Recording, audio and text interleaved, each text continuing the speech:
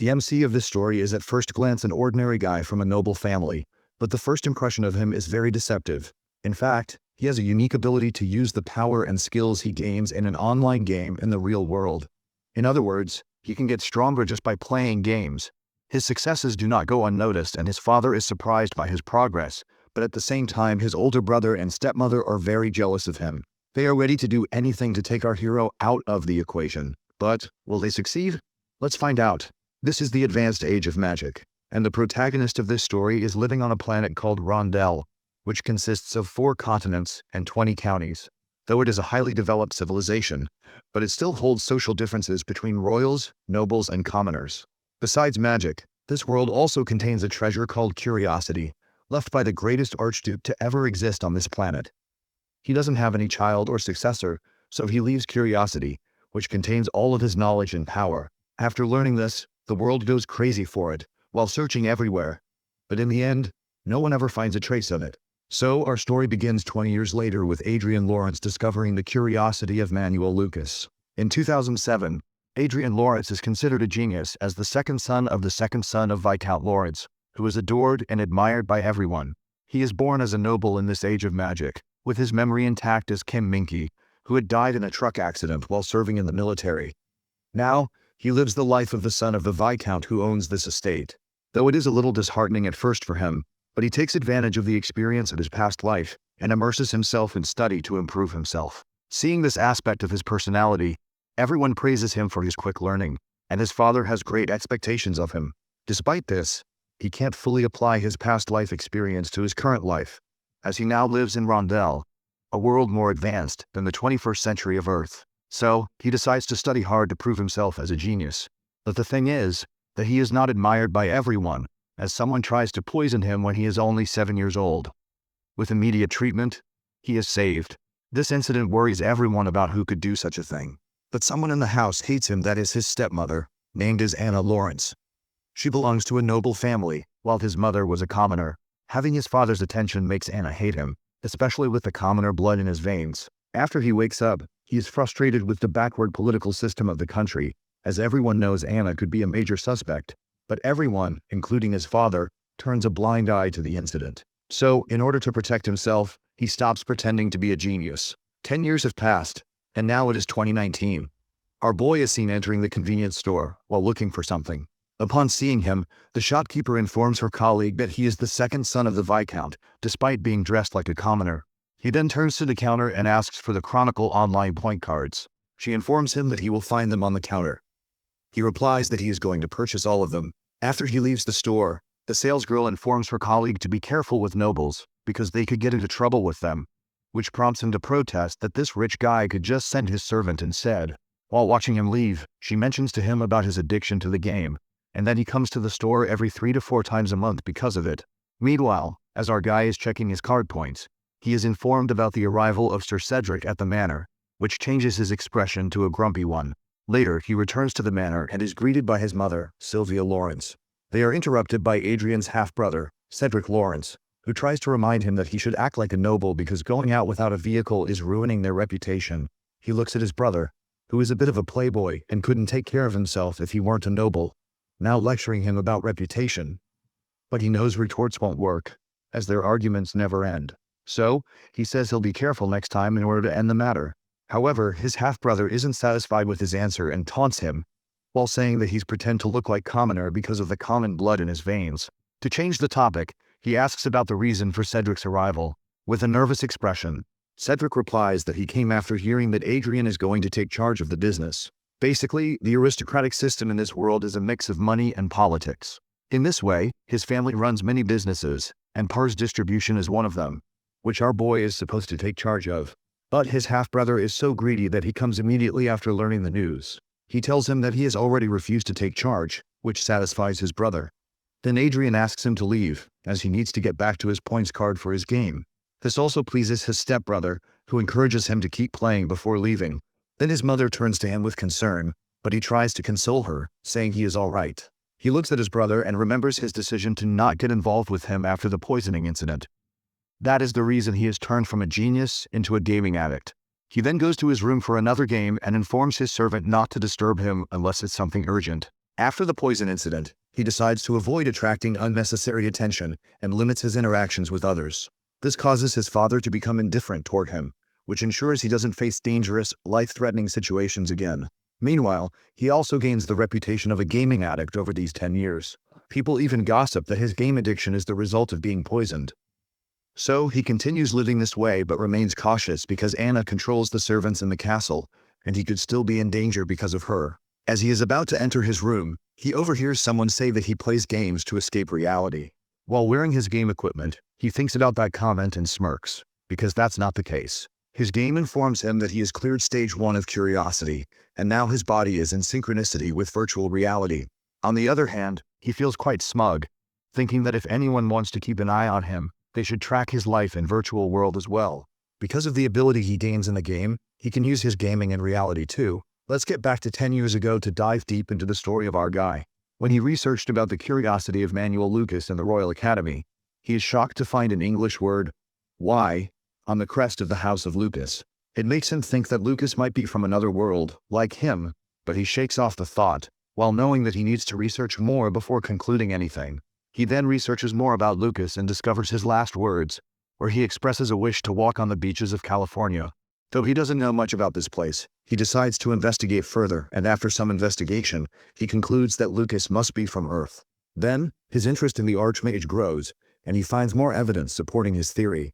For example, Lucas has created numbers of inventions with the names of Washington and Hollywood. So he uses his Earth knowledge and dives deeper into the mystery, while chasing his curiosity.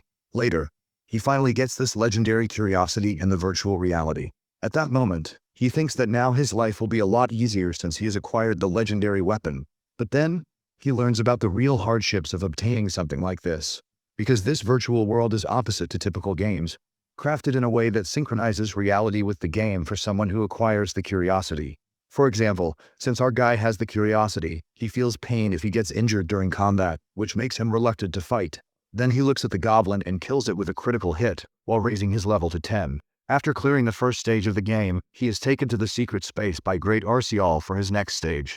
For a while, the process of synchronizing his body with the game takes place, and his character initializes. Later, he sees a gate in front of him.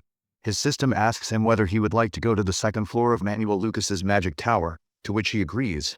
When the process finishes, and our boy finds himself in the library, which is quite the opposite of the first floor, where there is nothing significant.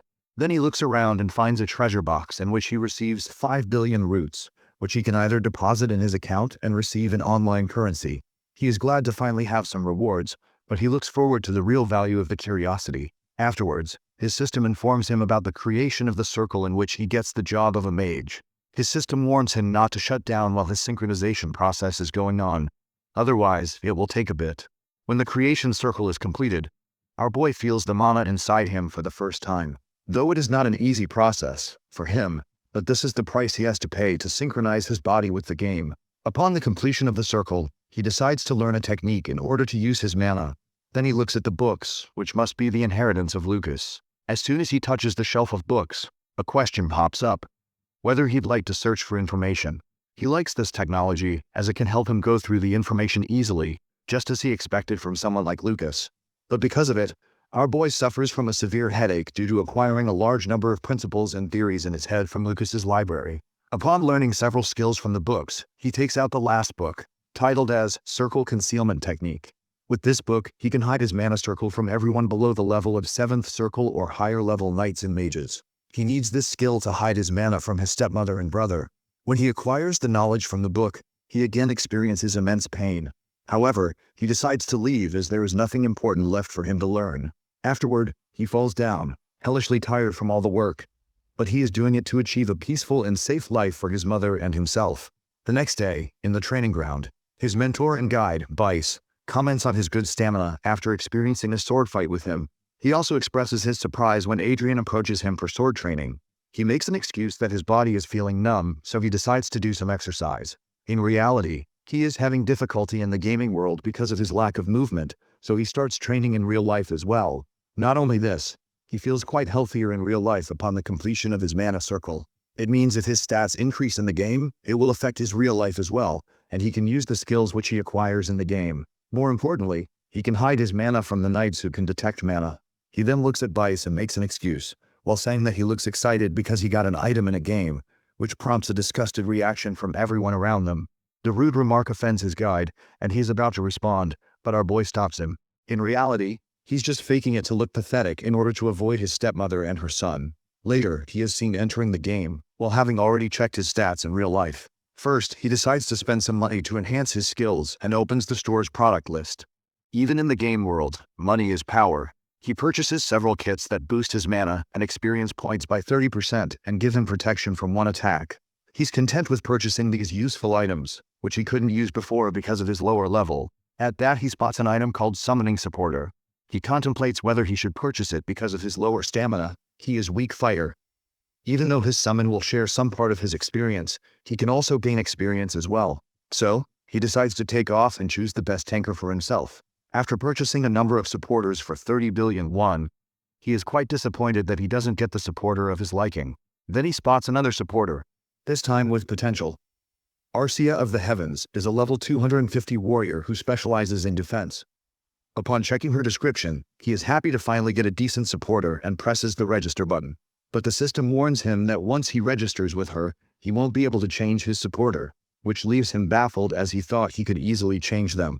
The system explains that he can't change them because of having a curiosity. He expects this kind of restriction, so he decides to register with her. Then there is a bright light, its effect stronger than the others. Following the light, Arcia of the Heavens stands in front of him with a blank expression. He notices her expressionless face but shrugs it off and decides to move ahead in order to level up. Therefore, she is seen protecting him with a magic missile, which really impresses him. With her help, he is already at level 20, at which point the system asks if he would like to acquire a magic book and technique book. On the other hand, he is satisfied with her defense support despite losing some of his experience to her. Then he realizes he's been playing for 25 hours and decides to practice magic in real life, as it is getting easier because of his mana circle. So he logs out. Afterwards, he gets up in his bed and decides to rest before going for some training. Suddenly, he senses someone in his room and turns toward that presence. He is terrified to see Arcia of the Heavens standing in front of him in real life. He instantly asks about her identity, to which she answers that she is his supporter. He clarifies that he wants to know her method to maintain herself in real life. Now she understands his question, which makes him think she must chest perspective of reality of virtual world. She explains that she is a homunculus, that is an android with the same qualities as Arcia of the Heavens in the game, which is created by Lucas. This makes him regret not choosing a better supporter instead of a tanker. However, what is done, and he turns to her, asking whether she can maintain her game stats in real life as well. She confirms it, explaining that she has restored her stats and that now they are equal to those of a Grandmaster in real life. This information startles him, as Grandmasters are usually Class 8 Circle Mages and considered the strongest on the continent. In his own state, only 8 Grandmasters have ever existed. At this moment, he is truly impressed by Lucas's effort. He is even satisfied to have such a high-level supporter who will only follow his orders. But now, he's stuck with the problem of how to hide her. He asked her to go back to where she came from. She replies that it's not possible unless he takes her to the maintenance garage. He realizes he's stuck with her and asks if she can use stealth or mana concealment techniques. She answers that she can only do mana concealment. He then orders her to do it immediately. After she does, the shield over her armor disappears, and he is satisfied that her high level of mana won't be sensed by the knights. After thinking about what to do with her, he's left with no choice but to ruin his reputation a little more. The next day, rumors spread around the manor about Adrian having a woman with him. People even call him shameless for being seen everywhere with her. Meanwhile, his mother is excited about his potential marriage. On the other hand, unfazed by the rumors, Adrian is focused on leveling up in the game. Now at level 30, he is preparing to clear stage 2 of the Curiosity quest. They head to the first floor of the Magic Tower. Meanwhile, he asks about the whereabouts of her body in real life. She explains that she will appear to be asleep in front of others, but in reality, her surveillance mode will be activated for his protection. Satisfied with her answer, he asks if she would be able to alert him in case of an emergency. Just as she is about to respond, they hear the sound of heavy footsteps on the floor, and an orc warrior appears named as Kantz, whom they need to defeat to clear stage 2 of the Curiosity quest. Before going ahead, his system warns him not to use these items, which can cause high damage like bombs and scrolls, in order for him to get stronger in combat. He now understands that it will be a difficult challenge to conquer this orc. Then he orders Arcia to take her position, which she complies with. She defends him from the orc's attack, while leaving it startled. He then uses a magic missile to pierce one of its eyes, landing a critical hit. He's quite smug at this point because he has the protection of the items he recently purchased, which also enhance the power of his attack, equaling the first circle. He's confident that he can kill the monster with one hit. However, his thoughts are interrupted when he sees that Arcia is having a hard time protecting him from the monster, which has gone berserk. While looking at the orc, he concludes that he'd be done for if this monster even touched him with its power level. But he's determined to finish it off, as he's already tasted death once. So, he attacks it with a magic circle, while throwing the monster on its front. He immediately orders Arcia to stop it from getting up while he finishes it off. Then, he keeps attacking for a while until its HP is down to 50. But it's still alive and gets up again, while being enraged. But our player is ready and finishes it off with a magic missile. After defeating the orc, he clears the second stage of the Curiosity Dungeon, which allows him to ascend to the third floor of the Magic Tower. While he's immersed in the gaming world, his stepmother approaches his father in his office. She assumes he's standing there alone because Adrian dared to bring a common girl into the castle. He shows her the letter, which is a convocation order from the local forces. According to the letter, he is required to join the upcoming war with 5 vanguards, 50 knights, and 1,000 soldiers, which leaves his wife shocked. Terrified for her son, she slyly suggests that he send Adrian, because he also needs to start taking responsibility for the house. At this, his father raises a question, while asking whether she now wants to use the son he neglected his whole life. She protests, saying that the said son has still enjoyed the privileges of being a noble.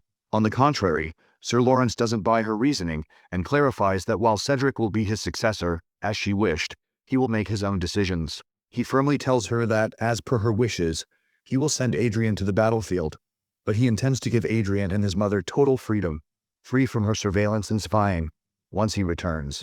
The next day, Adrian is found training with Bice, who praises him for how much he's improved in just a few days. Meanwhile, Bice comments that, at this rate, Adrian would have become a great knight had he learned swordsmanship at an earlier age. On the other hand, he is also satisfied with his improvement as he cleared the second stage. Besides, there's a reward in the form of money and the second circle.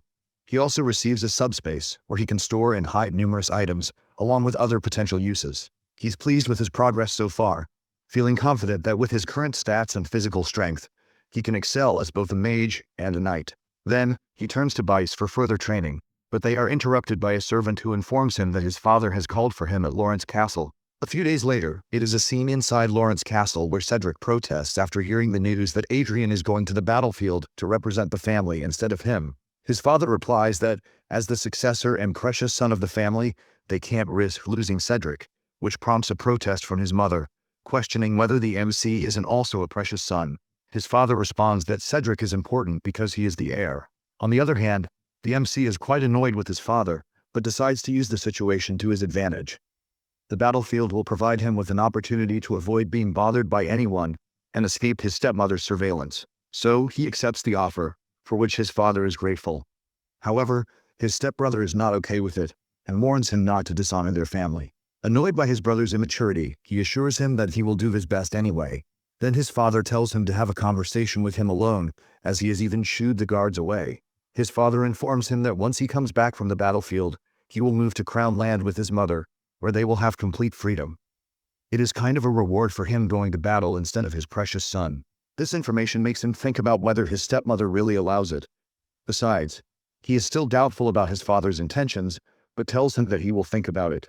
At that, his father raises the question of whether he trusts him. He counters that he is saying it because he needs to come back alive in order to accept his father's offer. His father then hands him 2 rings. He informs him that these rings are artifacts with the magic of 5th or 7th class shield magic, which will be helpful for him on the battlefield. He is a little startled to receive such a precious gift from his father, but accepts it anyway. When he turns, he is a little startled to see his stepfamily there. His father replies that he can trust him regarding his mother. He looks at his father and thinks that even when he feels resentment and disappointment towards his father at different times in his life, the reality is, he is the only one he can trust. So he asks his father to take care of his mother before leaving.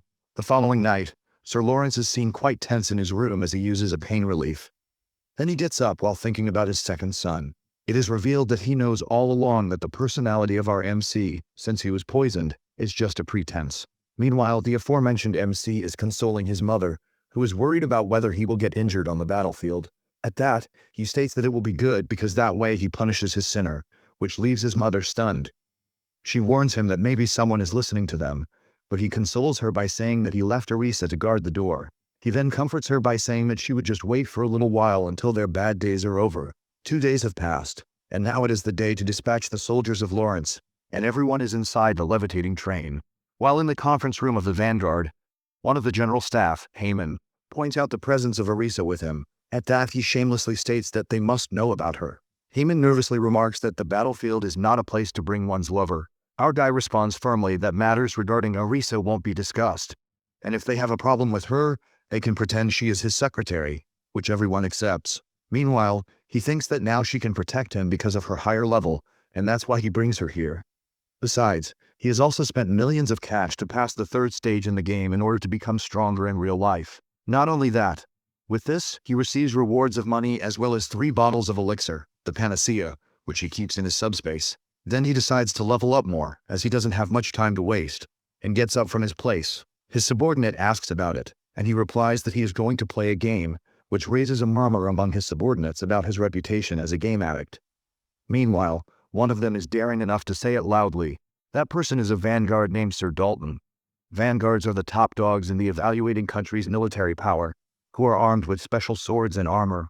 Dalton daringly asks him how he can ruin his reputation among his soldiers. He goes so far as to call Arisa pretty, but before he can utter another word about her, he is interrupted by his senior, the Vanguard and Vice Captain of the Order, William.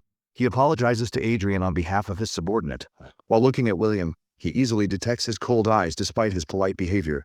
He can also sense William's dislike towards him, but he shrugs it off, as he is used to such behavior, and leaves the meeting room, telling them to inform him when they arrive. After a while, both of our main characters are in the game, fighting a formidable dragon with salamander tears. This item is quite expensive, but he doesn't mind the cost because of its ability to inflict permanent damage on his opponent.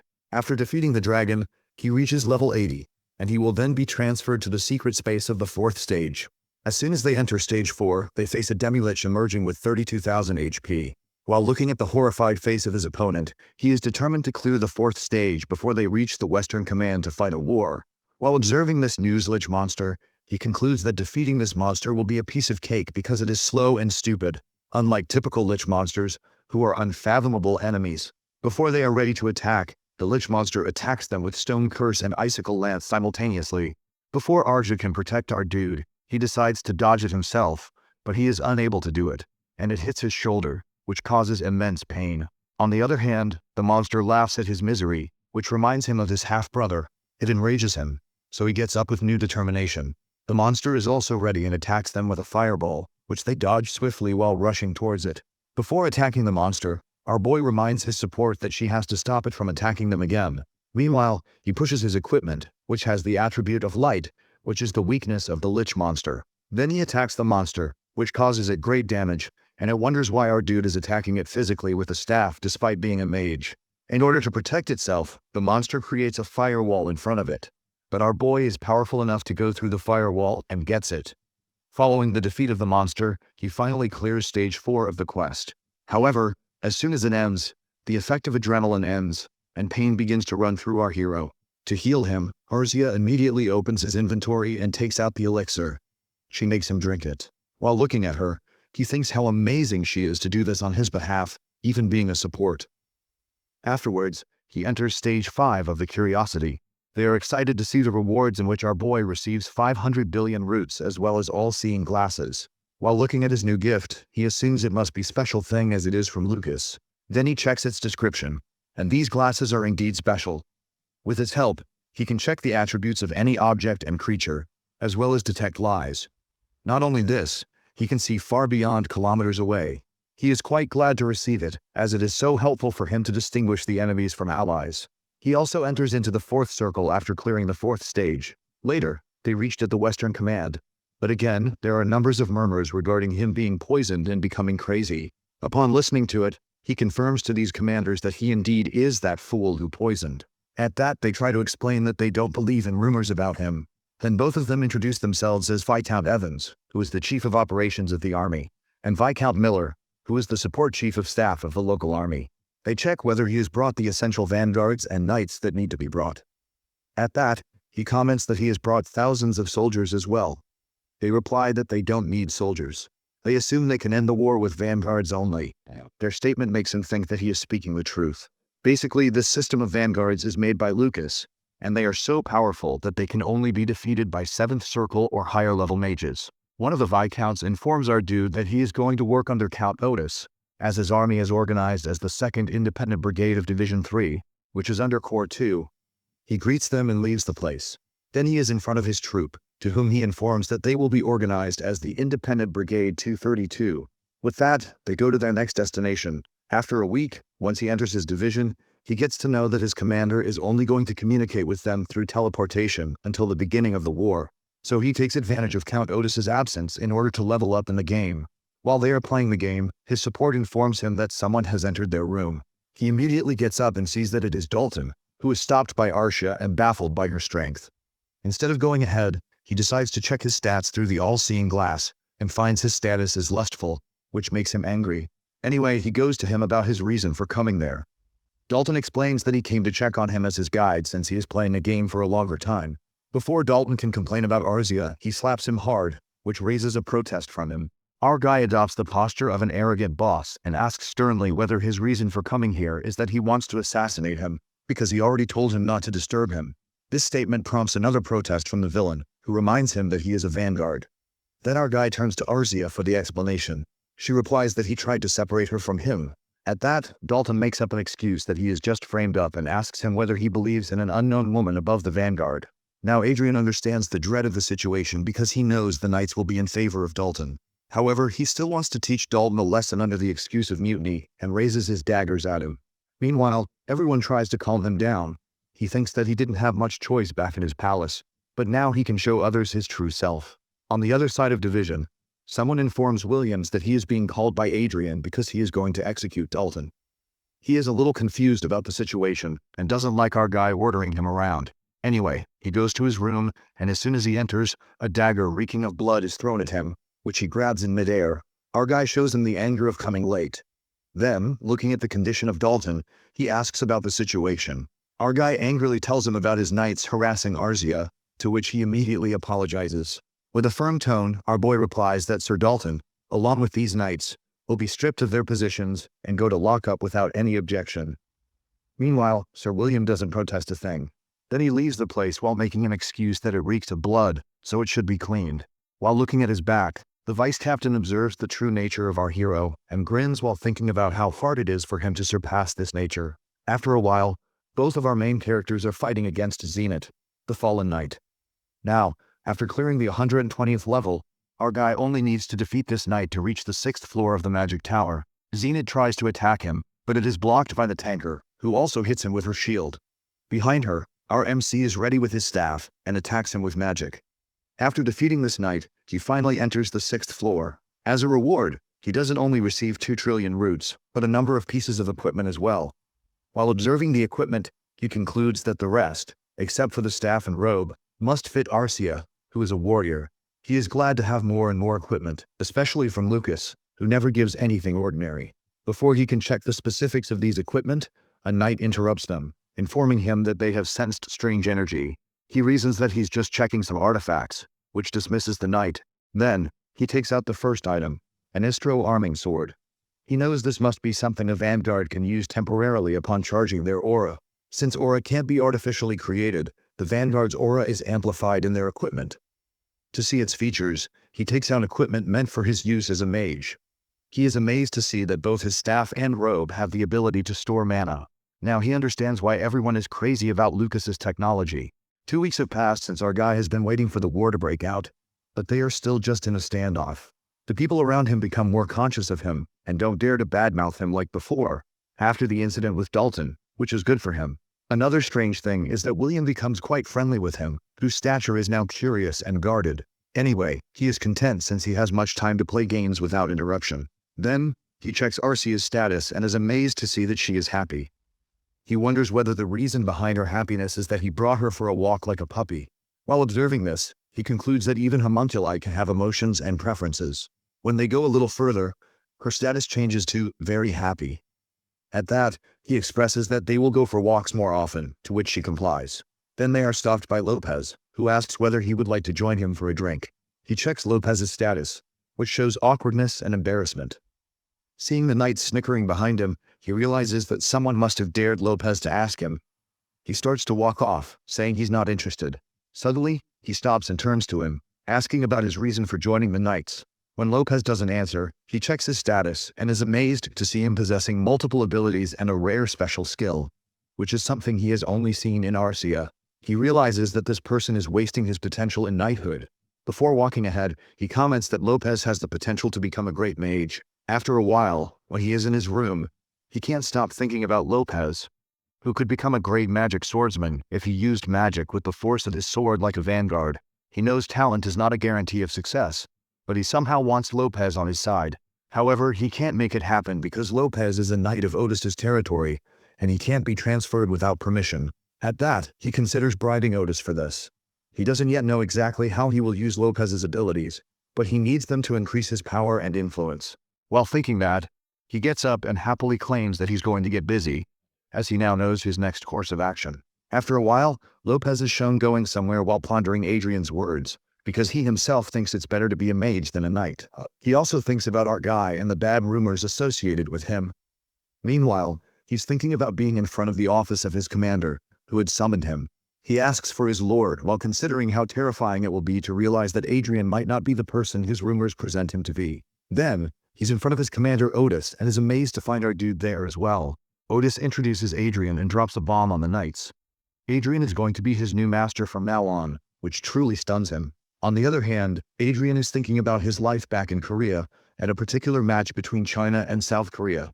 The comments regarding this match taught him a lesson, that there are many talented people in the world, but all of them went to waste because there wasn't a system to bring out their potential. He looks at the potential people he's going to hire, now able to see their talents through his all-seeing glasses. He sees their high abilities but realizes they're wasting away in the wrong professions. At that moment, a maid from a neighboring army, Linda Noah, approaches him with an uncertain question about whether she can really become a mage, since she got a negative test result. He responds that the equipment must be faulty, all while thinking about the huge payment he had to make to her master to recruit her after detecting her high mana, learning, and intelligence abilities. Afterwards, Barbaro Anderson, who has high aura and physical abilities, consoles Linda, while telling her she just needs to follow orders like before. Beside him, another person, Michael Brown, who is also a miner, is talented in swordsmanship. While looking at them, our MC thinks that Barbaro's reason for following him might be because he saved him from a life of labor. Then they head to a luxury outfit store in Crown Land to try on some clothes. The three of them look a little scared, intimidated by the luxury around them. Meanwhile, a man named Eric Jones, who has a special skill in speech and high abilities in political and administrative work, arrives in a changed outfit, hoping to impress his new master. On the other hand, our MC is far more interested in Eric's abilities. He then tells them to choose anything that suits them, regardless of the price. He also reprimands Lopez for picking something soldier-like. His next course of action is to give them customized training at the residence outside the military base, so they need to change their clothes and equipment to adapt to their new environment. After a while, everyone is stunned to see the luxurious building they're going to live in from now on. He then tells them the specifics of their salary and down payment, along with the presence of a butler and maid, so they can focus entirely on their training. Hearing this, all of them salute him and promise to live up to his expectations. He responds that doing so will bring them even more rewards, while also reminding them that they can take it slow if needed. However, at the end, he coldly reminds them that laziness and careless talk won't be tolerated, to which they all comply. He also offers a tempting deal that if anyone tries to bribe them, they'll be paid double by him if they report it. It's his way of ensuring their loyalty, as he wants the place to be filled with talented individuals. On the surface, it looks like he's wasting money, but in reality, he's investing in human resources. Then he walks ahead, wondering if he should find a safer place for his mother when the time comes to face his stepmother and brother. But suddenly, he senses someone following him. But Arja immediately attacks him. He recalls Cedric's warning after learning about him recruiting common people, that he should stay around those of their family's status. This conversation makes him suspect that Cedric is keeping an eye on him. The follower tries to feign innocence, but he firmly states that he arrived through multiple teleportations and ensured he wasn't being followed, yet the person is still trailing him. Upon hearing this person's expression turns sly. At that, Arisa throws him hard to the floor, then she increases her aura in order to warn him if he doesn't confess that he's working for Cedric. Realizing that she is an aura master, he agrees to cooperate with them. He tells them that he used Cedric's acquaintances in the teleportation department to trace him. Through his all-seeing glasses, he can see that he is telling the truth, so he decides to test him to see if he's lying. He states that even though he is following Cedric's orders, this person is not eager to work against our sly NC. In conclusion, he expresses that he was ready to go against his master, and this statement truly stuns the stalker. Our boy then doesn't threaten him, instead telling him to work for him. For this purpose, he instructs him to report to Cedric that our dear hero isn't doing anything besides playing a game, to which he readily agrees. Meanwhile, Cedric is quite tense to learn that one of his men, Sir Metz, who was spying on Adrian on his behalf. He's caught in his half-brother's room and is now in jail. Cedric feels the pressure, knowing he's going to be scolded by his father for ignoring his instruction to leave Adrian alone. He instructs his men to keep an eye on his half-brother while he tries to calm his father down. The person he's talking about is none other than the same individual or guy has recruited on his side. Additionally, he has also imprisoned several of his brother's spies on various charges to prevent them from keeping tabs on him. Meanwhile, our guy has recruited more talented individuals. Now total 20 in quantity. He leaves the management of this place to Eric, who is also a half-elf and a former administrative officer in the Elysia Nation. Now, Adrian is playing a game to work hard like his subordinates, and has reached level 159. One more level, and he can complete his 6th circle. Suddenly, his happy expression turns tense when he reads the notification about an emergency, as the division commander has ordered an immediate convocation. He now understands that this emergency likely means war has broken out, as he is at the front line. He immediately steps outside and asks about the situation. His subordinate informs him that the Crosan Empire's flying fortress has crossed their borders, and they are currently trying to gather more details. Now, he understands the reason behind the uneasy peace is that the enemy is planning this attack. After a while, they are in a meeting in the commander's office. Otis informs them about their current situation, that they will remain there until the local army has positioned the levitating troops in case of an emergency. He warns them not to teleport to the space coordinates for border, as the entire front line will soon be invaded by the Crosan Empire. He adds that they will only use transceivers for communication within the unit except the highest-ranking officers, while subtly warning to our hero about using personal devices. At the end of the meeting, he warns everyone to stay alert, as they are at war. Despite Count Otis's warnings, our guy continues playing the game and reaches level 160 after defeating an ogre. He is glad to finally obtain the 6th circle, as he is still playing the game without shame. He recalls Haman's warning, who tried to stop him but our hero didn't listen, instead left the charge to him. He knows it is more important for him. Then he looks at the 10 trillion roots he has obtained upon clearing the 6th stage. Not only that, but he also finds another reward from this stage in the form of a regal supersonic eagle, which is now his new support. This astonishes him, as he doesn't know such features exist. Additionally, he can't find any information regarding the bird. When he tries to see its abilities with his glasses, he finds none. He then goes outside to find his new pet but is puzzled to see peace all around, as the giant blackbird is nowhere in sight. They look around to locate the supersonic eagle, and Arisa points to a spot where there is a small tornado of air, which indicates that this is where his new support is. Everyone around them warns him to be cautious of the bird. Despite their warnings, he approaches and inspects the bird. He discovers that this creature is a chimera of a dragon and an eagle, possessing only one skill, which is a shared vision. He starts to pat the bird, while thinking that he might level up in the game to help the bird improve alongside him. He is also glad to get the shared vision skill with this eagle, which is like gaining a personal supersonic reconnaissance plane. On the other side, everyone is nervous to see him easily petting the giant bird, and they ask about the situation. To amend his unknown mistakes, he starts to show adoration for the bird in a dramatic way. Amazingly, the bird is also happy to get the attention of its master.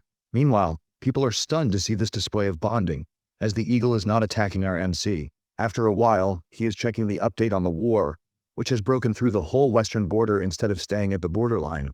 He has also sent his troops to fight the enemy. However, he is disappointed not to be able to play his game because of cut of communications. Someone informs him about the approaching platoon of vanguard from his enemy empire. He calmly orders William to dispatch his platoon of vanguard while warning them to stay in formation. While calmly taking his tea, he is certain he won't die because he has already faced every kind of monster in the game. Everyone is astonished to see him so calm. Suddenly, he senses the enemy vanguard is going to attack them with his all-seeing glasses. Without wasting a second, he immediately orders the 2nd Battalion to deploy the energy shield around them. After the deployment of the energy shield, they wait with anticipation for the attack, which happens in the form of explosions. Adrian realizes why the vanguard is only defeated by the 7th circle or higher. His subordinate informs him that they are out of the energy shield for 90 seconds until it will recharge again. Meanwhile, he thinks about how amazing Lucas is to create something like this for knights. But he should create such weapons for mages as well.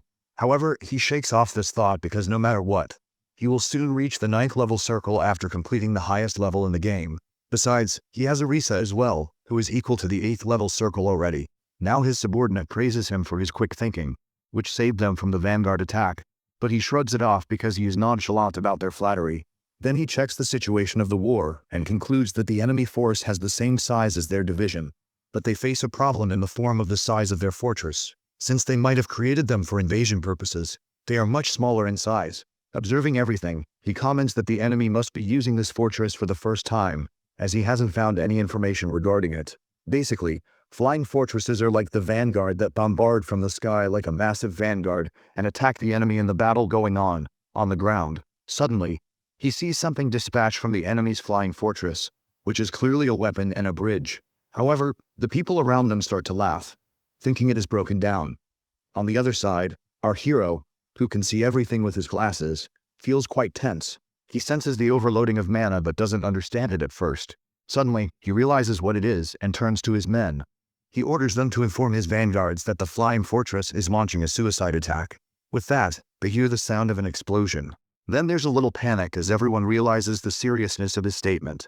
Everyone has their own opinions regarding the situation, and one of them attacks the flying fortress with anti-aircraft rounds. Seeing this, our brigade orders everyone to target the fortress with every weapon they have before it crashes on them. Then he deploys the great shield around them, which stops the flying fortress from crashing into them. Next, he worries about their own flying fortress. He looks at the enemy fortress and is glad to see that they are going to retreat. Otherwise, there would be a huge massacre if the fortress crashed into them. Then he orders his subordinate to check in with their vanguard while leaving the area. Later, he is shown getting praise from Count Otis about his feat of saving everyone, which he tries to shrug off. Despite the nervousness of our player, Count still praises him because it is only him who noticed something off with the fortress and saved their unit, unlike other battlefields which have seen the same situation. He also adds that he is going to get a huge reward for his feat. To listen to this, he smiles while thinking that Count Otis is not bad for giving credit and ensuring his rewards as his superior, which is not the case in many. Then Count Otis changes the topic and mentions the rumor about him taming a giant eagle and his bonding with him. He nervously replies that he just has been taking care of it because it can understand him. Count Otis reasons that it is what people call bonding. Someone interjects and informs him about the black eagle who is called Altair and has an attribute of strong mana, which can fly around 4,000 kilometers. Our guy replies that he doesn't know about it. To boost his knowledge, this person adds about the loyalty of these rare birds. However, our guy is quite relieved for Lucas to make something based on real-life species. Otherwise, it would be problematic for him. At that point, Count Otis makes a joke about this bird being a dog. To see his good mood, he subtly asks whether he can play a game now, which permission he is granted. Let's look at the situation of the vanguard, who are 2 weeks into the war. They are tracing the enemy. However, our guy informs William that it can be a trap because the enemy has purposely shown themselves to them. He cautions everyone to fight a battle from a distance. Though no one listens to our guy before, they are now following his orders to not trust navigation equipment and keep their distance from the enemy. To this, William complies, as our hero has proven his worth in these 2 weeks of the war. After a while, it is proven that it is indeed a trap because the enemy is hiding underground, where they can't detect their presence through the equipment. Sir William is relieved to follow Adrian's instructions. The vice captain is quite tense, trying to understand the situation fully because they are facing the enemy with twice their numbers, and they need to wait for backup, which doesn't go without inflicting any damage on them. However, our guy consoles him to move forward. After a while, they get the backup in the form of 10 vanguards. They are stunned to see that the reinforcements come so early. William concludes that it must be our guy who has already analyzed the situation correctly. To see his stunned expression, our guy remarks dryly whether he is going to walk instead of attacking the enemy. He adds that it will take time for the enemy to have backup because their base is in the mountains. To see his relaxed posture, William thinks he doesn't know who is going for a walk. Upon defeating the 5 enemy vanguards under his command, everyone is talking about the great command our hero has, as he is the only one gaining the upper hand in this war compared to other losing units. Subsequently, Otis thinks about our prodigy, who became stupid after being poisoned. But he changes his perspective, seeing Adrian as a sleeping dragon who is woken up now. Suddenly, he expresses his desire to make Adrian his son-in-law, which baffles everyone. They reason that he is already committed to someone he brought to war as well, but he is still persistent in wanting to use his daughter to have our dude on his side.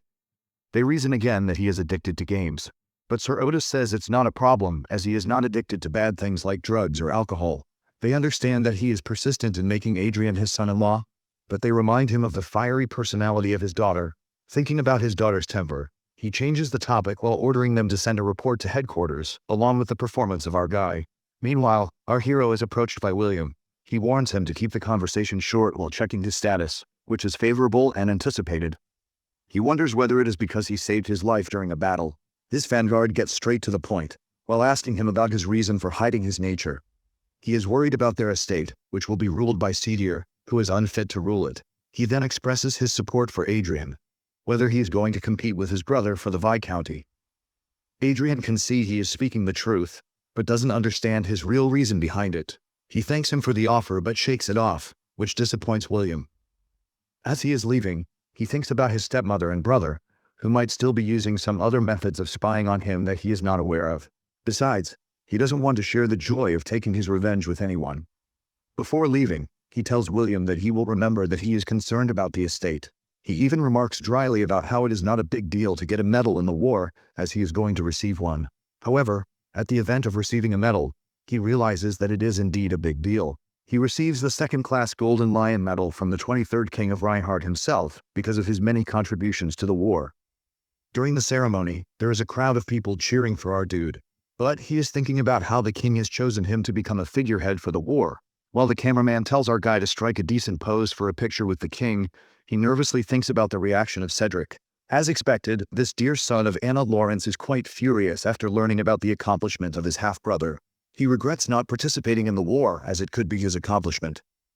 Then he asks about his father, who is living with Adrian's mother. With annoyance, his mother confirms this by asking whether she should poison his father as well, which angers Mama's boy. His mother reasons with him that his father is protecting his mistress just because of Adrian. He asks about the news regarding whether our guy is going to live on his own from now on. His mother confirms it, adding that this is his reason for getting accomplished in the war, as he needs to make his name and probably get a title in the process. Still, she emphasizes that no matter what, he is not Cedric's competitor, because she is pulling the strings of the Viscounty of the family, as well as his maternal grandfather, who has great influence. In the end, he is going to get the title and territory from his father. However, all of this doesn't make him content because he remembers the jealousy he feels from a young age whenever he hears the praise of his half-brother. He is not happy that his brother's success is getting on his nerves. It has been 7 weeks since the beginnings of the war. Our guy is shown taking care of his vanguards by giving them energy drinks, which refresh them beyond measure. In reality, he adds 1 drop of legendary medicine to the drink in order to get the vanguards going and end the war sooner. During their scouting, someone reports to him that Otis has summoned him. He first feeds his giant bird, then heads toward his destination to meet Count Otis. During his journey, he expresses his wonder regarding the Count calling him frequently. Heyman answers that it shows the Count's trust in him. He annoyingly thinks, whatever it is, he has no choice but to go to him. After a while, he is seen holding a wine glass in his hand without any clue why he is there among the high-ranking commanders. He doesn't understand what's going on. As if it is regarding the war, the Count can just send him a message instead of summoning him like this. He concludes that it must be something important. At the same moment, it is revealed that there is an important announcement. The declaration of war is going to be made soon, as the foreign ministers of both countries are sorting out matters. It's also explained that since the Croson Empire doesn't intend to go all-out war with them, they want to keep it on a local level. Upon hearing this, there's a murmur about why Croson is going to such lengths. While thinking about this, Adrian compares it to Korea's bad relationship with its neighboring country. At that point, he shows concern for his vanguards who have been dispatched. The Count responds that they are to keep going until the declaration, which makes Adrian think they are meant to die because of the decisions of some higher-ups. To change the topic, the Count tells him to take care of his medal as a spoil of war. Hearing this, Adrian shakes off his concerns, while realizing that he needs to focus on himself because he has to return to his family after the end of the war. With that, he happily cheers with the Count while thinking about leveling up when he goes back. When he returns, he has a meeting with William, who comments that it's a good thing the war is going to end, as there might be a catastrophe if it drags on much longer. In response, our guy tells him to rest and offers him a cookie he received from Count Otis. This prompts William to comment that our dude is quite different from other nobles. As Adrian looks softly at his vanguard, He reflects on how he has had to sacrifice his soldiers while guarding the command center. He also thinks about his past life, where he was just a common man, which might make him different from other nobles. Unbeknownst to his thoughts, William keeps praising him, while saying that he has the posture of a true noble, despite his behavior being more like that of a commoner. For example, William points out how Adrian calmly sips his black tea even during enemy attacks, which helps calm his subordinates as well. In the end, William expresses both his and his men's trust in their brigade. At that, our guy understands that his vanguard is going to bring up the topic of him being a successor again. He is going to shake off the offer, but Sir William interjects by informing him that they have taken measures to ensure no one is keeping an eye on them. He understands how serious William is, but he still points out that his behavior might be noticeable, like how he is speaking openly in front of him.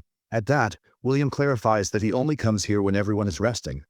Then, he declares his loyalty to Adrian Lawrence. Our guy asks whether William's knights are on the same page as him, which he confidently confirms. Then, our guy finally agrees with him, but on the condition that they must act normal until he commands them otherwise.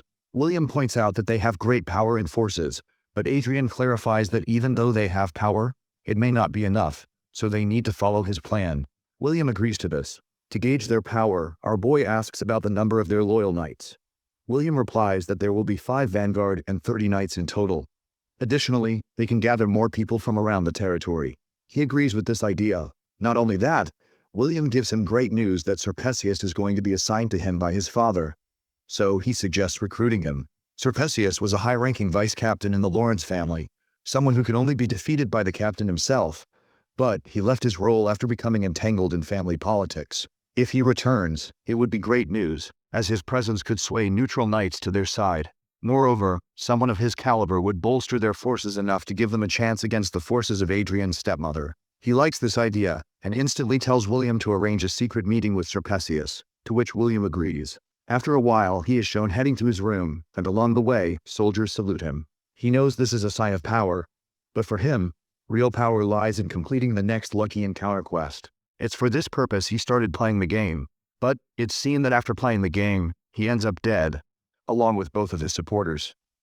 A dark shadow, called Death Knight Pascal, stands there victoriously. His game informs him that he needs to play again when he will recover his experience. It's basically part of the game to die and face crises in order to learn and level up. But in our hero's case, it's different since he shares the game experience with reality, so he knows the pain would be immense if he dies. So far, he is playing very safely. A little while ago, it is shown that Adrian, with his supporters, is ready to fight the Death Knight Pascal. This undead aura master has also overpowered the female support of our dude. Afterward, he resurrects and wakes up in a nearby village, while writhing in pain. The first thing he does is resurrect Arcia, who immediately apologizes to him as soon as she's before him. He also asks about her well-being. She answers that she's okay since her sense of pain is lower than his, which relieves him. He thinks about how embarrassed he feels hiding behind her. Besides, this incident also makes him realize his lack of combat power. The simple method of their combat is based on Arcia blocking enemy attacks while he uses magical attacks for critical hits. They've been successful so far because of the equipment they possess. But once the enemy overpowers Arcia, it's over for them since our mage needs time to cast a spell. He concludes that they need his eagle's support to fill the gap in their combat strategy. He also thinks with uncertainty that they might need one more person to back up Arcia in blocking enemies' attacks. Yet he has shrugged off this idea. Now he has come up with 3 solutions for their shortcomings. First, to reduce his casting time. Second and third, to use both of his supporters for attacking the enemy instead of just being defensive tankers. Finally, he explains his plan to Arcia in order to try it out. Nevertheless, the next time, he dies with his supporters during the second encounter with the Death Knight Pascal. He later reflects on the fight, where both of his supporters also fought valiantly, but they were finished within minutes. He analyzes the situation and comes up with a solution that he needs to equip the eagle with armor in order to survive longer. Now he is ready to play again, but once more, he dies at the hands of the unfathomable Death Knight. Now he is frustrated beyond measure, so he expresses to Arcia that even though they failed, the implications of the armor in their combat helped them prolong the battle, which allowed them to sort out the fighting pattern of Death Knight Pascal. Now it is round 5, and the Death Knight scoffs at seeing them in front of him again, while taunting them for being clowns who come to entertain him. He has planned to use an explosion in this attack and attack him while he is busy with Arcia. However, the knight blocks both our hero's and his support's attacks single-handedly. It seems like this opponent is too much for them, as after a while, his eagle is panting and finally throws our hero in front of the enemy like food. Once again he is dead.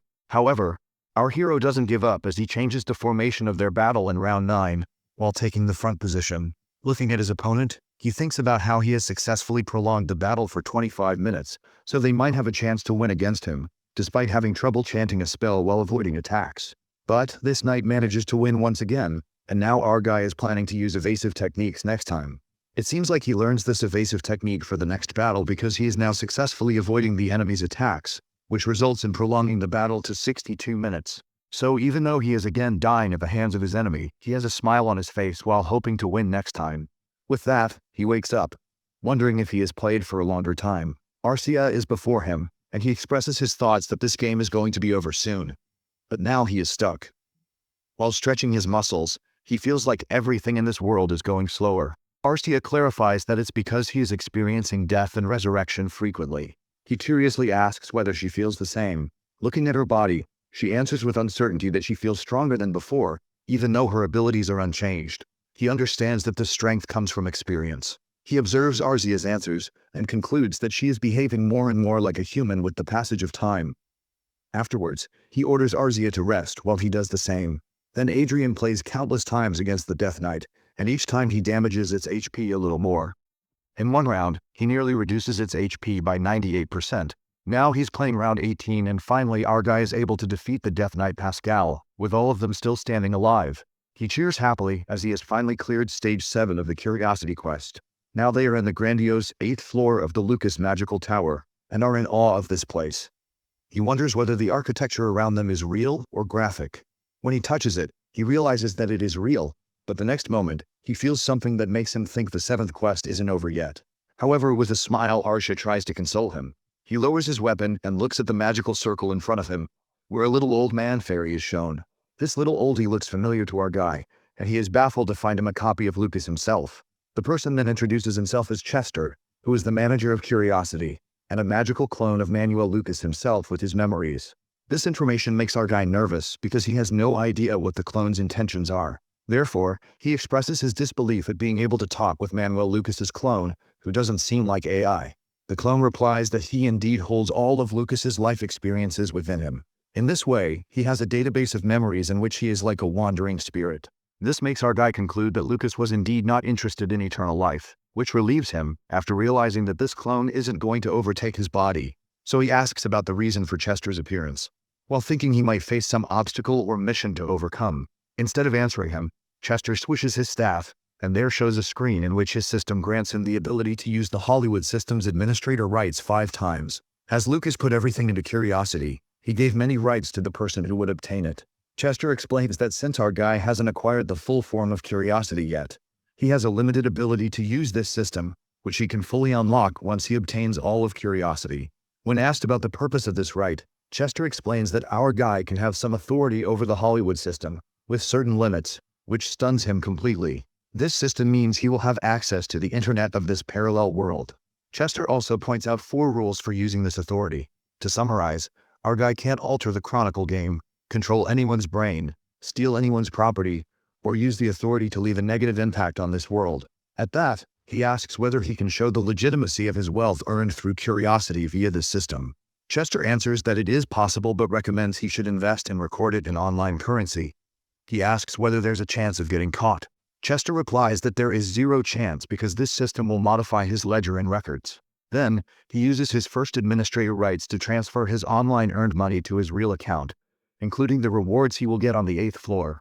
He uses his second administrator right to register Arcia as someone from the Holy Land of Everhill. Chester explains that he will make her an orphan, which is an idea that our hero likes. Then, he asks if this clone of Lucas will also help him practice these administrator rights, to which Chester answers affirmatively. Afterward, he asks about Lucas's reason for going to such lengths to grant him privileges like this. Chester replies that Lucas did it because he didn't want another person from Earth to have a miserable life like his. At first, our guy thinks the word miserable doesn't suit someone like Lucas. But then, considering things from Lucas's perspective, he concludes that life without Curiosity would indeed be miserable. He then thanks Chester, who replies that he is not Lucas. Still, our guy thinks he might have seen a smile from the legendary Archmage. Later, all of his money is transferred to his real bank account. Meanwhile, a meeting is taking place between William and Perseus in the Nietzschean city of the Crown Land. Perseus is a little baffled to learn that William is supporting Adrian. William backs it up by saying that second son of Lawrence has the potential to bring prosperity to their land. The former vice commander still doesn't believe in our hero's abilities, even after hearing about his contributions in the war. At that, William starts to clarify that he had the same thoughts about Adrian before the war, while knowing Perseus, who thinks Adrian was just lucky to make contributions in the war. Perseus asks whether that's not the case. William briefly exclaims that it's different to see it through reports and experience it firsthand. He even challenges Perseus to see it for himself, as some of Cedric's followers have started to follow Adrian after recognizing his abilities during the war. This makes him think that our guy indeed has patience, resilience, and a survival instinct to become an ordinary person after experiencing being poisoned, in addition to his intelligence. Then he asks what he can do for them. William explains that they need him to persuade the neutral knights to follow Adrian, which makes him scoff at such a huge task. However, he replies that he will meet Adrian first before making his decision, to which William agrees, as he also wants it. He is told that our dude is going to visit him and will call to know his whereabouts and invite him to come over. While looking at William, Perseus is determined to see Adrian for himself, to decide whether he is someone worth following. William keeps trying to call his master, but he isn't picking up. Suddenly they go on high alert as they sense a teleportation via the seventh circle and wonder who could be arriving. Then, in a flashy entry, our guy appears with his bodyguard. Upon arrival, they immediately sense 4 assassins surrounding them. Adrian looks at both commanders and comments dryly, while noting how, even though the assassins are armed with artifacts, these high-ranking officers didn't sense them, which shocks him. He then orders Arzia to kill the assassins, and she does so instantly. Both officers stand in awe of the scene in front of them, especially Perseus, who tries to comprehend the situation. Ar comments that he has been waiting 13 years to take his revenge, so he couldn't come with anyone less than an Aura Master.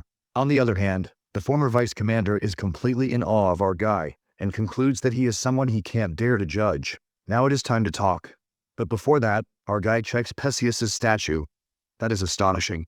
And anticipation, which he thinks is good for now. Then, with a snap of his fingers, he repairs and cleans everything in his room, which increases their amazement even more. He decides to teleport them somewhere else in order to talk with them privately, which ignites their surprised expressions. To clear out the suspicion about him learning the magic suddenly, he makes an excuse that he learned the magic from the great archmage teacher named Duke Riverdale, who is the most popular archmage of the Lucius Kingdom. Besides, he is someone who is also called the greatest teacher because he has taught 6 mages to reach the 7th circle. Both William and Perseus are astonished to hear this news, as he is seen playing games all this time. Our hero grins at that, which makes them think that he has learned this magic in the virtual world. Our guy makes up this whole story to make people accept his standing as a mage and Duke Riverdale's student. For this purpose, he also shows them the hologram photo with the archmage, as well as the platinum medal. He gets them with the help of Chester, who also modifies all of Riverdale's records, in which Adrian's name is mentioned as his secret disciple. All of this evidence is foolproof in a way that even the relatives and other disciples of Riverdale won't deny it. However, he restrains himself from claiming that he is the heir of the archmage, which could attract trouble for him. Now our boy comes to the point that, as Arcia and he have enough power to defeat Cedric and Anna, they don't need to search for supporters. This makes Perseus raise the question about his purpose of recruiting him in this regard. At that, Adrian replies that he doesn't want Perseus to return to the territory. Instead, he has some other tasks for him. For this purpose, he instructs him to lift his wrist, and then with a tap of both of their watches, he transfers 20 billion roots to Perseus's account, which leaves him flabbergasted. Now our guy instructs his former vice captain to create a group of people who not only carry out information according to his orders, but also do his dirty work. He needs this unnecessary organization to raise his status. Although Perseus doesn't like this work because it is against his profession as a knight, but he knows their situation, as they are going to be enemies of Raven, so it is a needed measure. Besides, he asks whether Adrian is sure about leaving such a large amount of money to him. Our dude ensures him that although this is indeed a large amount, but he can earn it through investment while thinking that he has already 3 times more money in his account. Then he rises from his seat while stating that from now on he was going to be the successor instead of Cedric and become the strongest and most respected man in this country. So he extends his hand toward Perseus while asking whether he was going to join him. Perseus agrees gladly to pledge his loyalty to him. Meanwhile, Anna stands in front of her subordinate, who tells her about the murder of the assassins who were strong enough to be defeated only by an Aura Master and an Archmage. In fury, she throws wine in her subordinate's face and then asks about William and Pessia's status. He answers about William, saying that he has returned to his unit but he didn't find any trace of the latter person. This makes Anna comment that if Pessius is dead, her husband must know about it. However, it is clear that the situation is getting on her nerves. So she now wants to be a little more cautious, given that both Lawrence vanguards have decided to go against her. But she remembers the warning of Viscount Lawrence and ponders whether to not to go against Adrian in order to avoid complications, because no matter what, her husband is indeed the lord of the territory. Then she thinks about Adrian's accomplishments and getting loyalty from the knights. She knows that if William and Pessius support him, she won't be able to do much. Meanwhile, her subordinate asks what he should do about the Assassin Guild, as they need to complete the mission. But she slyly turns away. While saying that, what if she tries to kill her stepson again? Which is a simple way to solve the matter. This raises a protest from her subordinate, who warns her about Lawrence's reaction and Adrian's receiving attention from everyone. Unfazed by his lecture, she opens the wine bottle and asks how long he has been working with her, to which he answers that he has been working for her for 30 years. She responds that he should know by now that she doesn't like to receive lectures and pours the wine bottle over his head while saying that she knows all of this but has no choice. At that, he starts to apologize to her as he feels pity for Adrian. After listening to his statement, she orders him to take the blame for the murder, as he should do it to prove his loyalty to her. He doesn't have a choice but to comply with her, which prompts an evil laugh from her. Then, she leaves, after instructing him to tell the assassin team to be successful this time. Otherwise, she will murder their leader. When she leaves, he is devastated, while thinking that she has abandoned him like this even after he has served her for so long. However, he gets up, hoping for Adrian to survive this time as well, as it might give hope to him. But he doesn't think something like this will happen. Meanwhile, our guy is celebrating with Count Otis and other nobles for the victory of their division. During the celebration, Count Otis thanks our guy because he received recognition and rewards because of him. Some of the other nobles also invite him to their estates, while praising him for his achievements. He knows they are showing him generosity because he shared his credit with them. Anyway, he credits his achievement to the wisdom of the Count Otis, which prompts a comment about his humility. Otis even shows him sympathy, saying that if the war continues, it could work in his favor, which possibly earns him a lordship. Right now, he's just a Viscount, which is a title he can't pass on to his children. Because these kinds of titles aren't inherited and hold no property, they can't be passed down, leaving him feeling like a half-noble. Then, he brings up the topic of our guy meeting his daughter, saying it's unfortunate that he couldn't use his talents in the right environment, so he might join their family. He suggests arranging a meeting with his daughter, which clearly makes our boy nervous. Anyway, he says that he will think about it while his mind is occupied with his stepfamily, who are going to be shocked beyond measure to see him back and to find out what he's going to do with them. The next day, the army and the soldiers are being disbanded. After many meetings with the nobles and being invited by them, he starts playing the game during his journey back home. But it's been 10 days since he reached level 200, and now he's stuck at level 202 because the game level is getting harder. He looks at the screen and analyzes his situation as soon as they defeat the Death Knight Pascal. Not only does their strength increase, but the power of the monsters and the requirements to level up have also increased. Now he can only level up 1 level a day at this rate. He understands that they have an insufficient group to level up fast, because fighting these kinds of monsters requires at least 5 people. First, he thinks about recruiting some people but rejects the idea, as it would attract attention to him, which he can't afford due to him having the curiosity. So he leaves the matter and decides to take his progress slow, and then he orders Arcia to go ahead, but she doesn't move.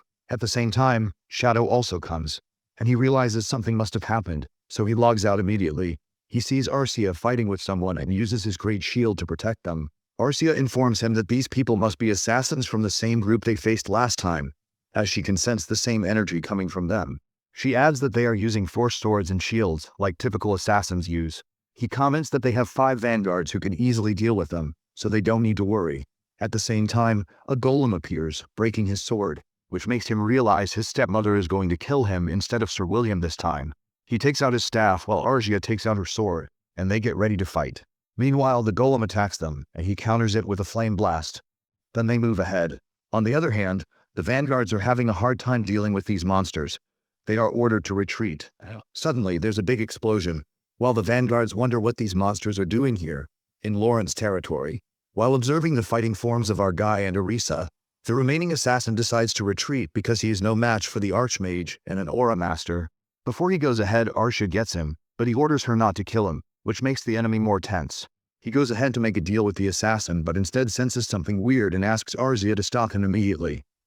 However, he is too late, as this person attempts suicide with the poison he has hidden inside his mouth. At that, he comments that he thinks this kind of thing only happens in fiction. He looks at his knights and realizes that they are shaken. They ask William many questions, and he starts to answer them while telling them that Adrian is the student of Riverdale, which baffles them. Then he informs them of the lies our hero has filled him up with while praising our guy for how special he is to survive all this time while training himself as well. This scene makes him think it's natural for them to find him proficient enough to ensure their survival. Then William tells them that they are going to reach their territory. When they reach home, he has a desperate welcome from his mother. His father also thanks him. He then comments on the silence of their home despite having received the medal, which demands a grand welcome for him, contrary to this quiet one. At that, his father apologizes to him, but he shakes off the apology. Then his father informs him of the feast in his honor. While going inside their home, he glances at their territory's flying fortress, which is in energy-saving mode, and smirks. During the feast, a knight thanks him for saving his life, which prompts a remark from his father that he has learned to win hearts. At that moment, the devil of a stepmother ruins this moment with her entry. She awkwardly welcomes him, but his eyes are stuck on her servant behind her, whose status shows that he is happy to see him alive. This new information makes him think about making this person switch sides. Then he looks at Captain Klon, one of the powerful knights in the Anna group, who has a special skill for tactics rather than fighting ability. When he turns to his stepfamily, he thinks about how pathetic these two people are and feels ashamed to have been looked down upon by them at one time in his life. Then Cedric starts to taunt him by saying that he has accomplished something in the war and calls him shameless. Meanwhile, he is planning their painful deaths when he gets his revenge on them. So he starts his plan by taunting Cedric back, saying that he isn't happy to get a compliment from someone not so special like Cedric. He even goes to the extent of saying that if this responsibility of leading troops were in the hands of his brother, he will not only die but that his division will be annihilated because of his rash actions. Then he comments about the stupidity of his brother, which he might get from his mother's side in order to provoke him. All of these taunting remarks are provoking Cedric, but he doesn't show it. Instead, Cedric comments while laughing that the war has toughened up his brother, so he unsheathes his sword. Their father tries to reason with him, but Adrian stops him from interfering. He extends his sword toward his brother while claiming that he is going to throw his family away. Then his stupid half-brother turns to William and accuses him of separating their family apart because of his rebellion plan. He orders his knights to arrest William, but no one moves from their place. Seeing that, he repeats his order, but they retort that he should arrest William by himself, which infuriates him. Humiliated by the snickers of others, he raises his sword to his half-brother and is about to attack him, but is stopped by Arcia, who is eating a large piece of meat without a worry in this world. Cedric angrily tells her to leave him alone, but she doesn't listen to him. When he is about to repeat his words, he is slapped with the meat stick she is eating with such force that it throws him to the floor, while petrifying everyone around them. William comments on how Cedric is idiot enough to be slapped by a turkey stick and by a woman half his size. He watches as Klon unsheathes his sword, claiming that Adrian is crossing his limit. Our guy thinks about how Klon has protected Cedric like his king, and says to him that he's the one who crossed the line. Meanwhile, he thinks, while looking at Klon's scoffing expression, that Klon is the kind of person who has done many shameful things he doesn't even remember. Cedric angrily orders Klon to kill his half-brother since they dared to mess with their future lord. Klon then informs Cedric that he can't kill Lauren's second son because of his standing, but slyly raises his sword toward Arja, who's still eating turkey without any worry, and comments that he can kill her on the charge of attacking a noble. Before he can do anything, William raises his sword at him and orders him to stay away from Arcia. He's alerted to see that the people who were on Cedric's side are now on Adrian's. Cedric, however, happily notices the reinforcements of the knights approaching for the aid, and is excited to think that everyone on Adrian's side is going to be punished. Meanwhile, our guy concludes that the silence behind Anna was because she's been calling for help this whole time. Then our guy shouts at them, saying their lord is standing there, and they're daring enough to go against him from the opposite side. Even Cedric doesn't listen to him and orders his knights to attack. He analyzes the situation, realizing that even though the soldiers on his side are high-ranking, they aren't properly armed, unlike Cedric's soldiers. They'll be massacred if this continues. Klon also taunts him that this is happening because of his arrogance after the victory from the war. He even adds that he is going to be the cause of the murder of innocent people because, no matter what, the family system is not changing anyway. Now, he is going to die a painful death. His parents, worried about him, call him to use the artifact and run from there. Meanwhile, our hero stands there with a grin on his face because he wanted all of this all along. Then he looks at the people around him and orders his knights to protect his father, as this is a rebellion from Cedric's side. Klon tries to say that they are committing treason, but no one listens to him. At this moment, at the order of our dude, Arcia finally ends this farce and removes the illusion magic from herself, revealing her true form. Adrian orders her to deal with everyone except the 3 people at the front. Meanwhile, Arcia is killing the soldiers from Cedric's side like vegetables. He slaps Klon hard, who is too baffled by the situation and the strength of our 2 MCs. Even in this situation, he still orders his soldiers that Arcia is the Aura Madteri, and orders them into formation to defeat her. This raises a compliment from our guy, that it is impressive to him as a commander of the Knight's Order to have his soldiers control the situation. Klon shouts about who the hell he is, and our dude taunts him that he is his teacher who is going to teach him a lesson. With that, he has increased his power and mana. Basically, the magician needs time to chant a spell, which can be their weakness. As soon as they enter the 7th circle, they get the ability called as Memorize, which is spell-casting saving magic. Because of this magic, now our dude doesn't need to chant in order to use magic. Thus, he uses a flame blast on Klon, which stupefies his stepfamily, who look at the events unfolding in front of them. Klon tries to attack him again, which he dodges easily and attacks him with his staff over and over again until he knocks him down on the floor. To see this, both of his stepmother and brother rise with dread that they are screwed as Adrian becomes the Archmage. On the other side, Anna's father, Raven, is quite furious as well to know the situation. It seems like someone has recorded all the misery and stupidity of Cedric and Hannah in the film as the incident unfolds, in which our boy gives them a taste of his revenge. Raven is beyond furious seeing the video as it's going viral. He's angry because, at this rate, the whole country will know about his daughter and grandson's current situation. His subordinate points out that people on the internet are accusing him of supporting his daughter and grandson's treason. He replies that he doesn't care about the opinion of some commoners. They raise the question that, what if the nobles agree with them as well? He reasons that they can't do much except send letters of protest, because this isn't the age when archmages and aura masters could challenge someone like Raven, who has an army equal to a marquis or duke. He briefly considers what would happen if some duke or marquis sides with him but shrugs it off, thinking they wouldn't want a new rival. His subordinate reminds him about the royal family, saying they might be interested in a young archmage and aura master.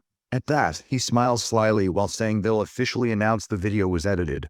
Besides, they'll take care of things before the video can be authenticated. He also deadpans that Adrian has achieved what he wanted to by spreading this video, which is starting a war with him. Then he asks how much force they can mobilize right now. His subordinate replies they have 200 vanguards and 1 flying fortress, to which he responds that it's enough to make our hero regret making an enemy of Raven. Meanwhile, our hero is calm, thinking the video must have reached his enemy, who must be preparing to attack him. He knows his revenge will be complete when it reaches Raven. He turns to the people in front of him who will help him solidify his position ahead. The blonde girl introduces herself as Olivia, the daughter of Riverdale, who's very close to the 8th circle and also the head of the House of Riverdale. After settling herself in front of him, she comments that he seems genuine, which gives him a bit of relief. But then she says that he can fabricate the platinum metal. Meanwhile, she starts to synchronize her magic circle with her companions to put pressure on him. The pressure is so intense that it shatters the china cup in front of them. Despite the intense pressure, our dude calmly asks what they're doing. With a smile, she shares that she's just testing his skill. He counters that she could have done it another way. She replies while repairing the cup that she did it because every 7th circle is different. At that, Adrian asks if she acknowledges him now. She responds that, despite some doubts, she accepts him because he can help expand her resources. He understands she's logical and asks what if he turns out to be bad guy. She says that no one would dare mess with the Riverdale family. Besides, he's a noble, which is another reason for her to accept him. Then, without any argument, he asks for a favor. Then the scene turns to Raven, who is ready to deploy his forces, but his subordinate rushes to him and shows him the video. In this video, Olivia introduces our guy as the disciple of her father, who is about to start his training at Riverdale School for the 8th circle. As he watches it, he understands that his enemy is 1 step ahead of him. His subordinate points out that with the Riverdale family's involvement, it will attract the royal family's attention. He looks at the video again, in which Olivia warns that anyone going against Adrian means they will make an enemy out of Riverdale School. For a moment, he seethes with anger, but he is still persistent about starting the way, which raises a protest from his men. One of them asks about the royal family. He asks whether they have ordered him not to go against him, which they answer negatively. Then he is firm in his decision. His subordinate again reminds him that Riverdale School backs his enemy, which infuriates him as he answers that they are just a bunch of foreigners. He decides to ambush Adrian, as he won't be expecting them to attack him now. Then he orders them to prepare everything as soon as possible. Meanwhile, all of these things are witnessed by our hero via his eagle, with whom he shares a vision. He thinks about his meeting with Olivia a few hours ago, in which he makes a request for her to hold a press conference. She asks whether he only wants this, as she can provide more support to him if he wants. He declines her offer, as he only wants her to announce him as her father's disciple and archmage. He smirks while thinking about her annoying expression when she asks his reason for doing this. In the present, he asks Arzia to get going, and they start to teleport while thinking that the Vanguard will protect themselves against Raven's troops. He thinks about how everything and everyone are moving according to his plan. He remembers what he replied to Oliva. He tells her that his enemies are like his prey, and that he doesn't want to share the joy of taking revenge with anyone else. The scene changes to inside the prisoners, where some guards desperately search for Anna and her companions because they escaped from the prisoners. It seems like some people still follow them and help them get out. The prisoners rush toward the outside of the prison while Anna clutches a key to the flying fortress to her chest. While ascending the stairs, she concludes that this life is worse than death. Cedric asks whether she is really going to act on her plan, to which she asks that it is better if they will give up. When he answers negatively, she angrily tells him to follow her. When they are outside the prison, Anna glances upward where the flying fortress is floating in the air. She raises the key toward it and enters with her companions. It seems like Anna has so much hatred for our guy that she is willing to blow up the entire Lawrence castle just to kill him. After verifying the key and her identity, the system asks whether she will activate the flying fortress against the threat of enemies, to which she answers negatively. Then verifying her truth, the flying fortress activates to normal mode. She immediately orders the preparation of the main cannon firestorm at Lawrence Castle. However, our guy arrives just in time and covers her mouth before she can instruct the system to open fire. Her eyes widen when she sees him enter the flying fortress. Meanwhile, he informs her that she is doing exactly what he has already predicted. She looks at Cedric and the knights handled by Arzia. Our guy tells her she has already increased the list of her crimes, and now she and Cedric are going to sacrifice themselves to save their territory from the troops of Raven. He throws her to the floor, and with delight, he informs her that she has done exactly what he wanted. Otherwise, it would have taken him time to activate the fortress. To see the game change, she tries to get polite with him, but he doesn't heed her politeness and orders Arzia to bring Cedric, which she complies instantly. Cedric also changes color and tries to remind him that they are brothers. Instead of listening to his pleas, he veils them with a great shield and turns to the knights who are begging for mercy. He states that they are Raven loyalists, so he is going to send them to him. With that, he throws them outside the castle. Then he orders Arzia to upload the video to the internet because it brings good results last time. So he is going to use media platforms to play the political game. After a while, the news of Anna's attempt to attack Lawrence Castle spreads all over. Raven also sees this and asks to his subordinate whether they can kill every person who commented on the post.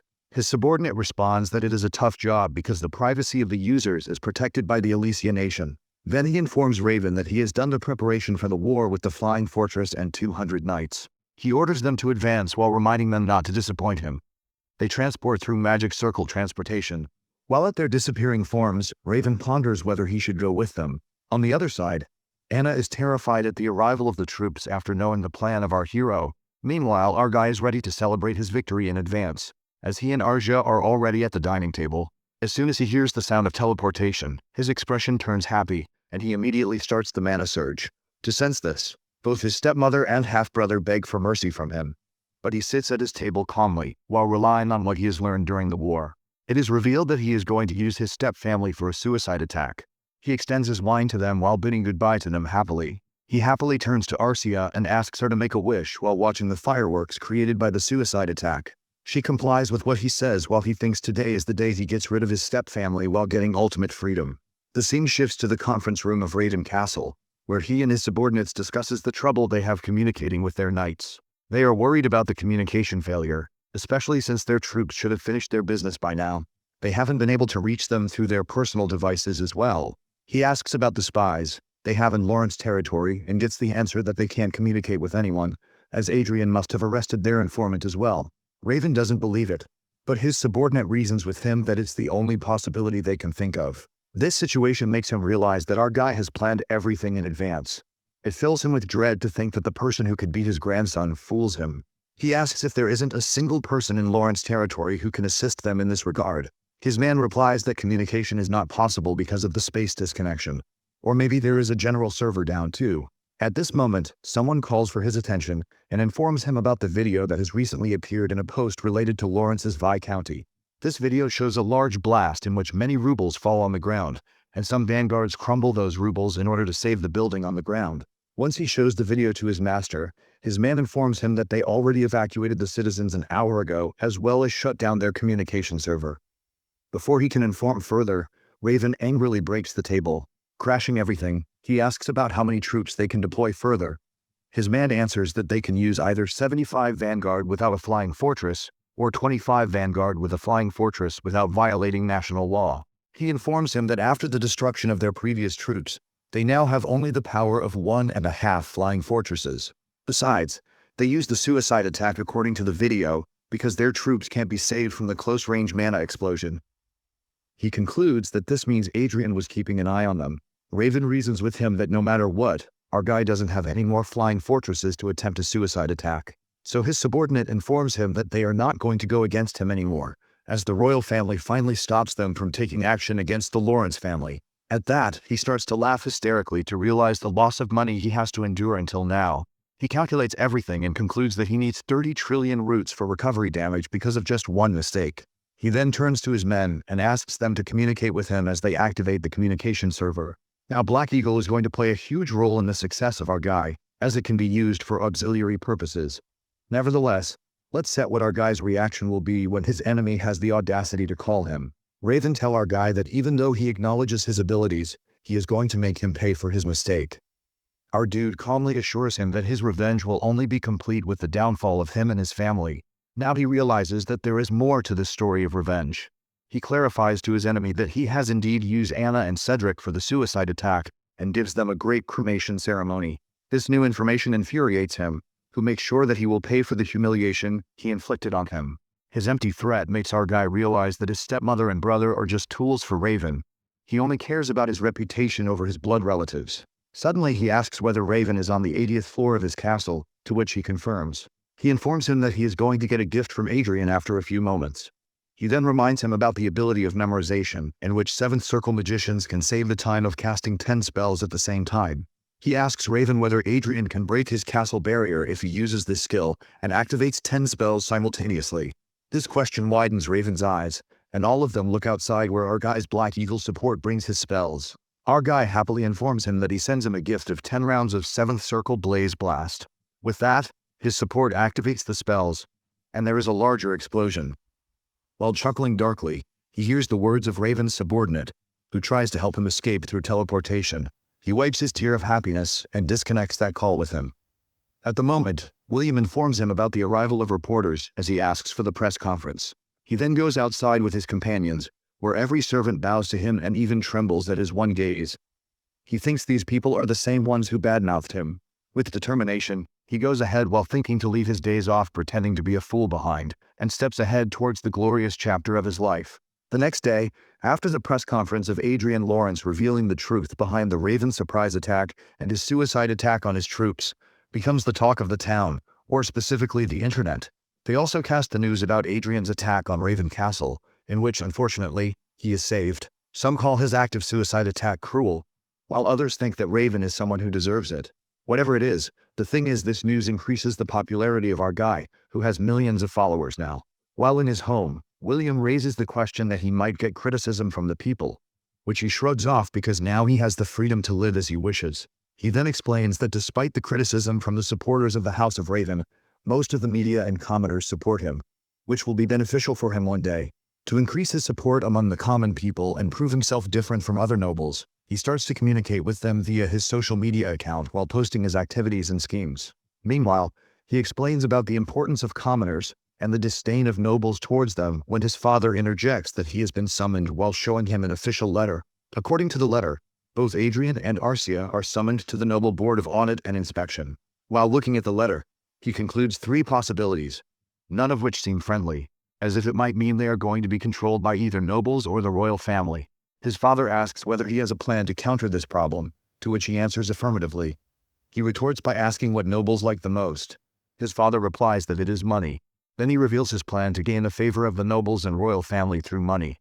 His father asks him to explain a bit more. He explains that he has earned some money through online investments, and he is going to solve his problem by paying a large sum of money through tax. While looking at his family's not-so-excited faces, he reveals his account balance, which shocks them to the core.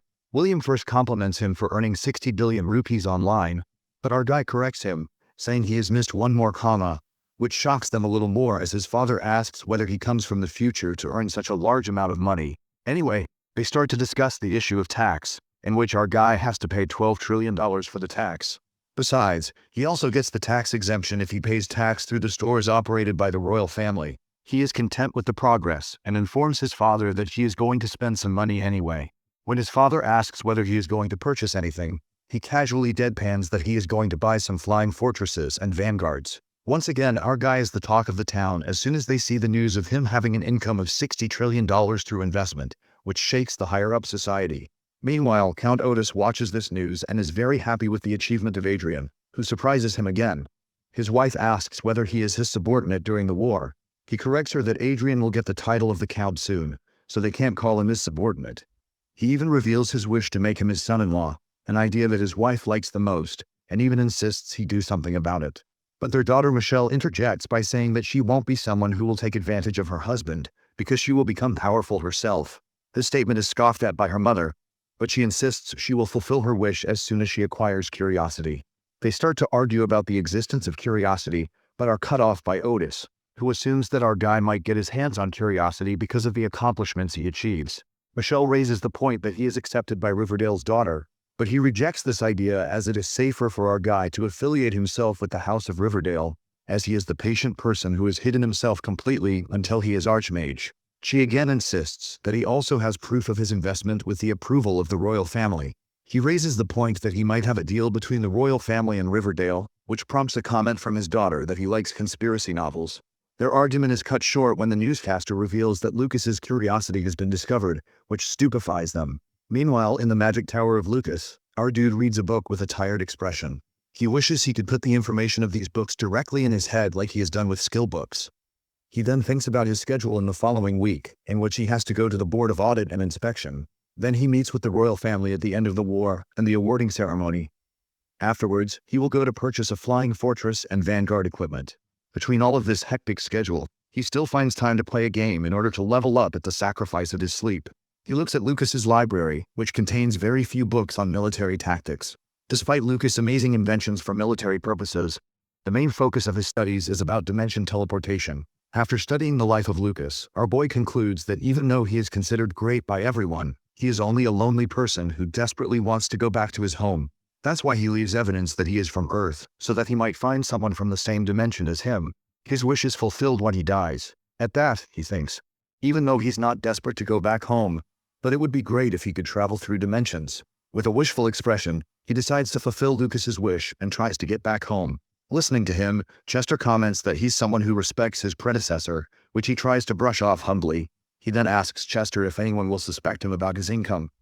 Chester answers that there's a chance someone might investigate deeper to find the gap between the actual trade and profit. He scoffs and says no one would go to such lengths. But he has a problem on his hands. He's getting too much attention from the nobles because of his accomplishments and Arcia. So, if anyone catches a hint of that, he has curiosity. He'll lose everything. To tackle this, he has planned carefully a fake curiosity discovery strategy and asks Chester how it's going. According to the fake curiosity discovery plan, Louis Fairmont, the intelligence agent of the Prius Republic and son of its president, is now the new discoverer of curiosity in the eyes of the world. So, everybody is cheering for him. Our guy does it because he wants to divert everyone's attention away from himself until he reaches the ninth circle. He expresses his discomfort to Chester about giving even the fake curiosity to someone as shameless as Louis. But Chester consoles him, saying that it was done wisely since he can't protect the curiosity right now. Basically, Prius Republic is one of the 4 nations in the Rondel that has a democratic system on the surface, but in reality, it's been a dictatorship led by Catro for 13 years. As Louis discovers the curiosity, he worries people will start following this dictator of a president. Chester replies that no matter what, nothing will change the country's system.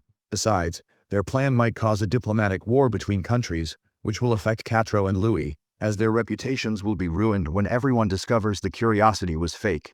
So it will be good for the citizens of Prius. He then asks if there will be any innocent victims because of his plan.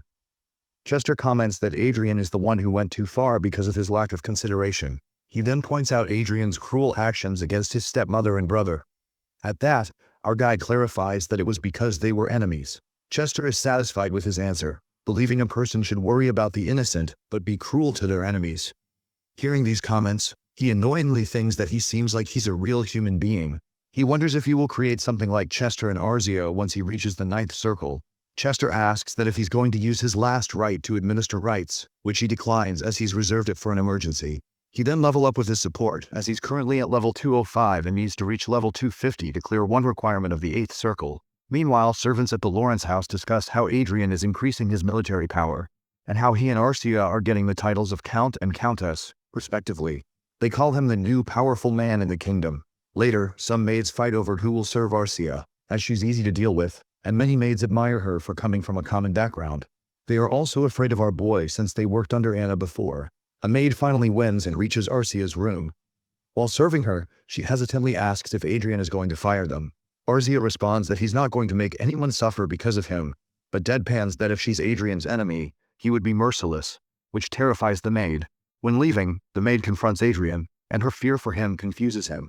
From that day, another rumor spreads that Adrian never forgets gratitude or grudges, and Arcia will not spare anyone who will go against him.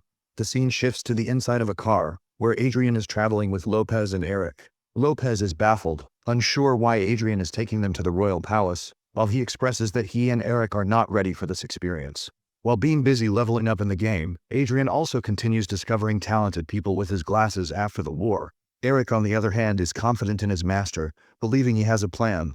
As Adrian heads to the Board of Audit and Inspection for inspection, he brings the 2 vanguards with him along with these 2 talented people. He explains that he doesn't have a specific plan, but wants them to gain experience meeting the nobles and royals to understand the people leading the nation.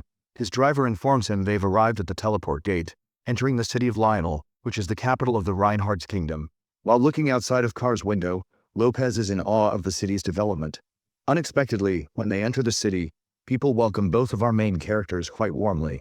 A high-ranking administrator, Harris Walker, even hints that the nobles are causing chaos at the royal palace because of them.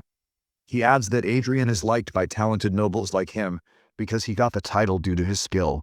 At that, our guy checks his status, that is, he is feeling doubtful and anxious. However, our guy is intrigued to see that this person has 4 high-level abilities and possesses the traits of a leader with integrity. Then he calls him, and Harris misunderstands, thinking that he's offended by his words, and immediately apologizes. Instead, he gives him a card and tells him he's going to appoint him as his vice lord when he gets his territory.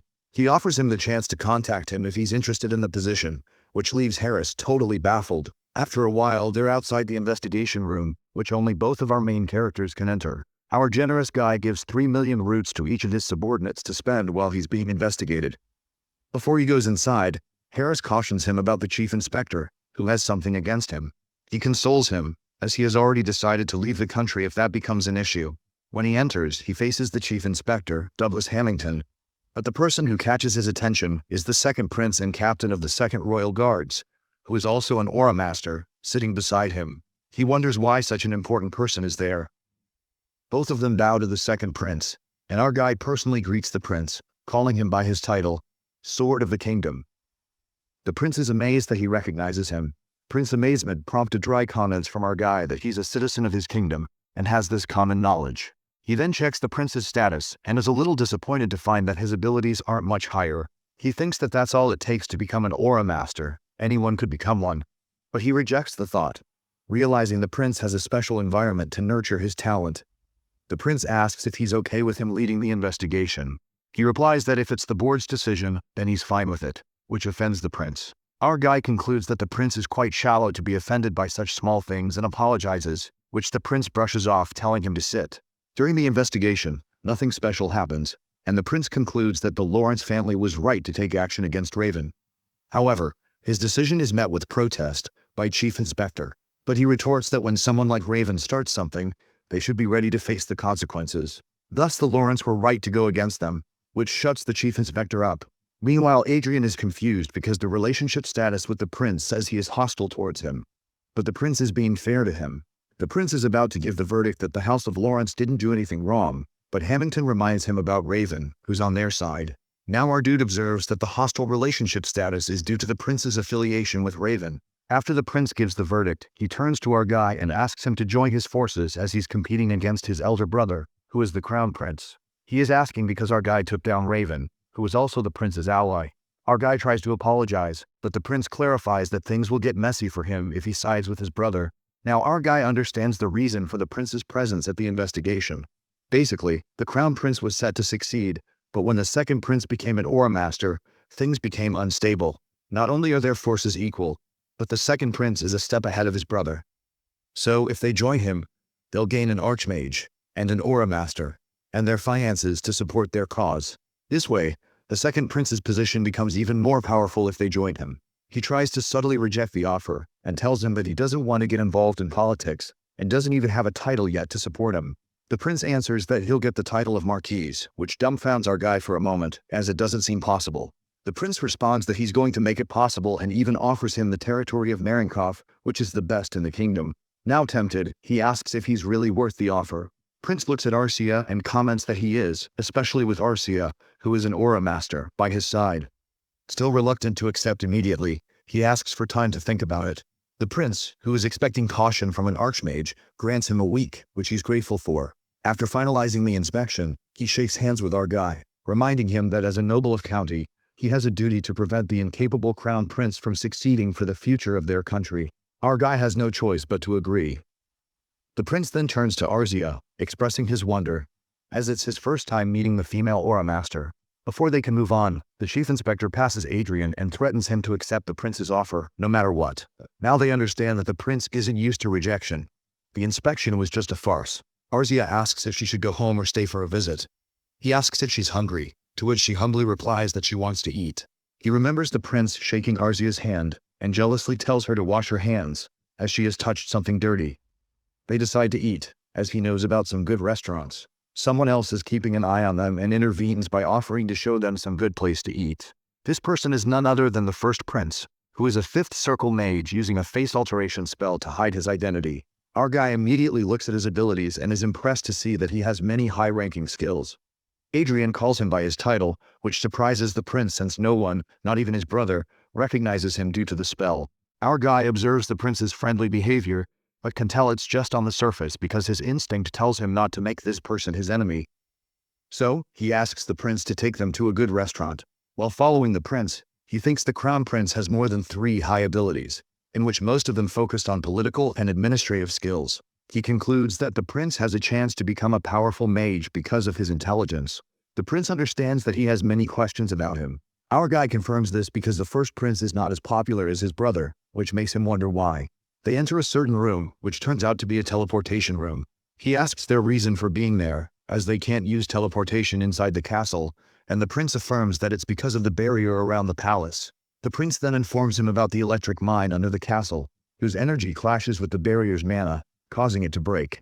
In other words, he subtly hints that this is just an excuse to break the barrier.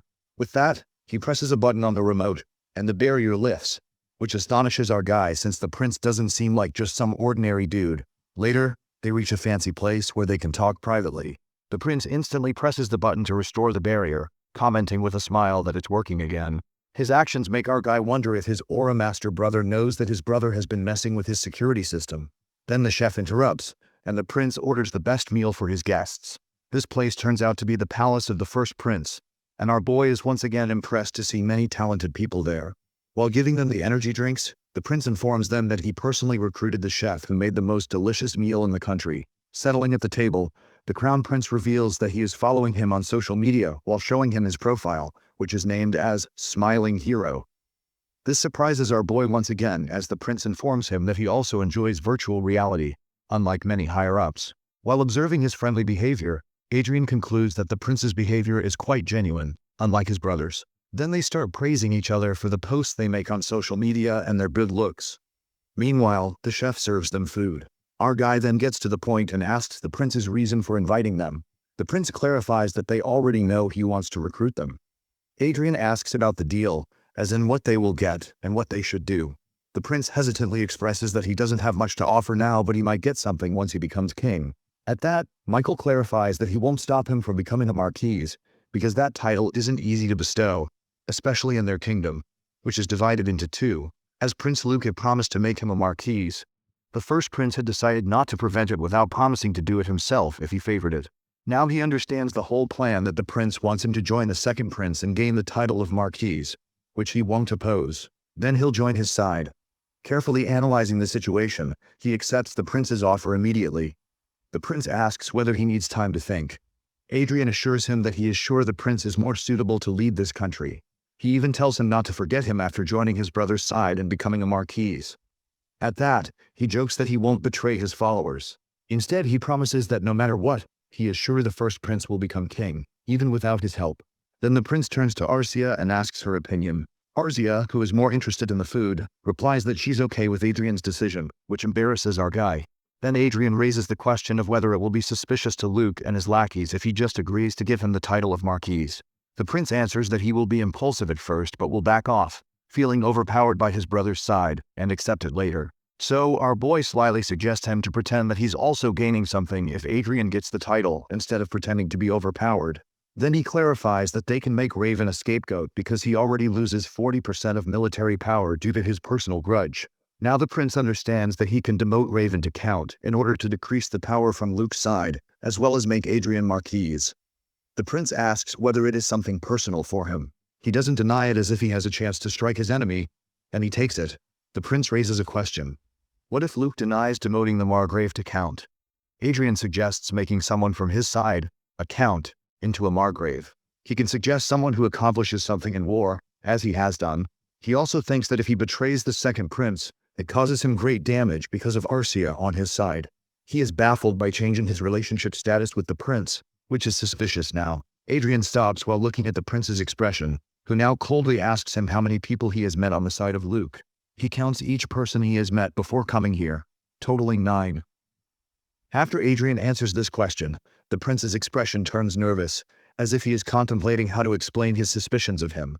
Adrian helps him by saying that they are both thinking the same thing.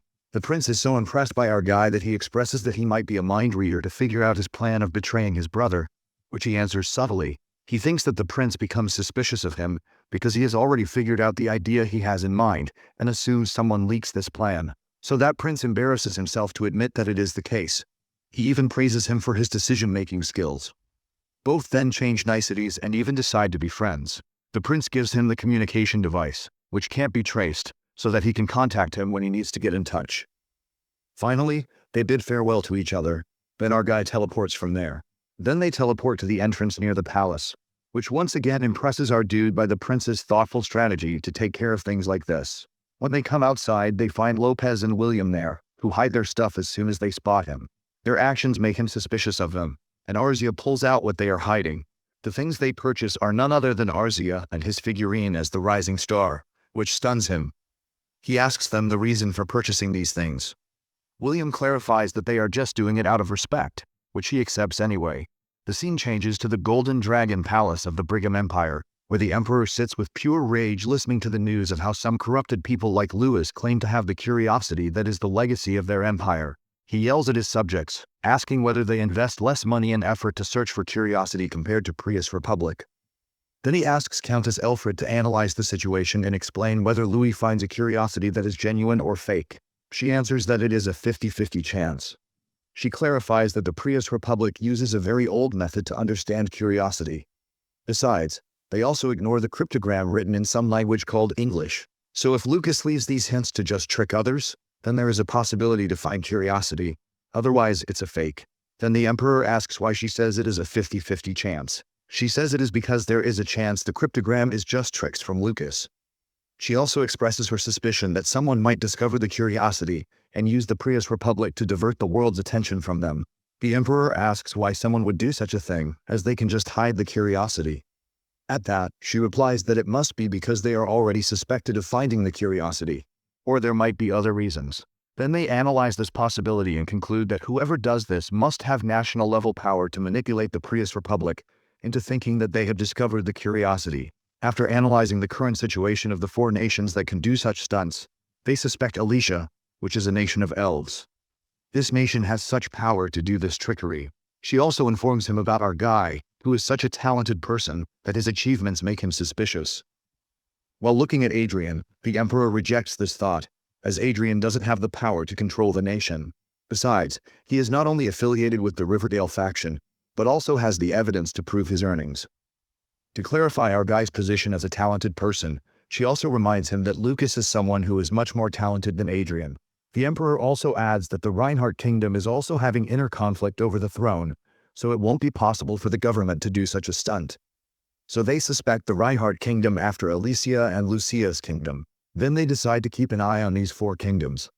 The Emperor also issues an order to send a warning to the Prius Republic, which is daring enough to use Lucas's curiosity as their own legacy. He even goes to the extent of issuing the order to act on the threat if the Prius Republic doesn't back off.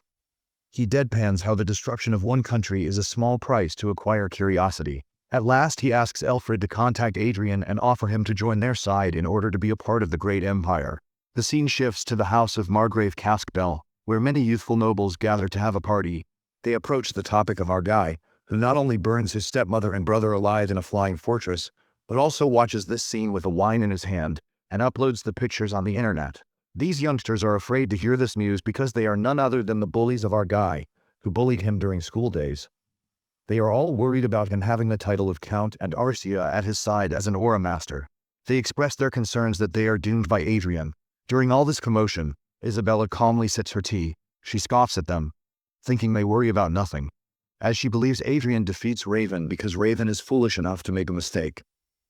Then everyone wonders why she is not afraid of him, considering she is someone who bullies him the most. She calls them nothing but a bunch of cowards, while stating that times have changed and they don't need an archmage and aura master to win a war because of the flying fortress and vanguards who can defeat them easily. She scolds them for being afraid of someone who is going to be a count when their united positions are more powerful than his. Someone points out that she can say this because she is from a powerful family of Margrave. She excuses herself as her father summons her, while her friends tell her to come back sooner if she finishes early. While on her way, she reminisces about her academy days when she bullied Adrian and called him a commoner due to his mother's blood. They harass him to the extent that he furiously threatens them to punish them one day. While thinking about his face, she has a cute expression because she thinks he looks quite handsome when enraged. She stands in front of her father after a while, and is shocked to hear him say that Adrian is going to be a marquise by Prince Luke. Unbeknownst to her father, who is unaware of his daughter's inner turmoil, he continues to analyze that if Adrian will be at their side, it will bring them many benefits. So he suggests that she should get close to him and even pursue him to become his future wife. She immediately goes back to her friends while thinking about how bad it will be if Adrian becomes the marquise, as he will gain immense political power. Then she opens the door and looks at her allies, who are enjoying themselves. She realizes with dread that they won't be of any help to her. The scene shifts to Arcia, who changes her hair color to silver so someone won't recognize her in the game, because she becomes quite popular in real life. After the awarding ceremony, the first thing he orders her is to change her look. The second thing is to look into her father's business and try to expand it. When he is analyzing the reports, Grant, the son of Perseus, suggests he enter the arms industry. Despite his father's protest, our hero listens to him and asks Grant to explain his reasoning. He explains that the companies he is going to take over don't give much profit, so someone like him, who makes trillions of roots, should be considerate of their future investments. Adrian is clearly impressed by his reasoning and adds that their profit is indeed limited. Then they discuss which kind of arms industry they should follow, and our guy drops a bomb by expressing interest in making vanguard equipment, which stuns both father and son duo. Perseus raises the question of whether this is even possible. He answers that he is aware of the basic methods of general manufacturing vanguard equipment, so he can make it work with some assistance. Basically, all the companies providing vanguard equipment are influential families of the kingdom who are somehow related to the current royal family. Grant points out that existing businesses won't be happy with their progress. He consoles them by saying that he will handle this matter in a way that they won't feel threatened by him, as he will produce vanguard equipment similar to theirs. Besides, it is not possible for every archmage to produce vanguard equipment, because only 2 out of 4 archmages in their country can manufacture it. He knows that if he starts producing vanguard equipment suddenly, he will draw public attention, so he plans to fail numerous times before succeeding. He even informs them that he won't stop at just making vanguard equipment, so asks them to search for a magical tower to purchase for their business. His statement makes them realize that he will next start producing flying fortresses, which increases their admiration for him tenfold. Later, he is shown sitting in front of his parents, whom he informs about the second prince's offer, which he accepts, but hides his conspiracy with the first prince for the purpose of secrecy. The way his mother is reacting to the news of him becoming a marquise, he teases his mother by saying that he will become a king and make his own harem.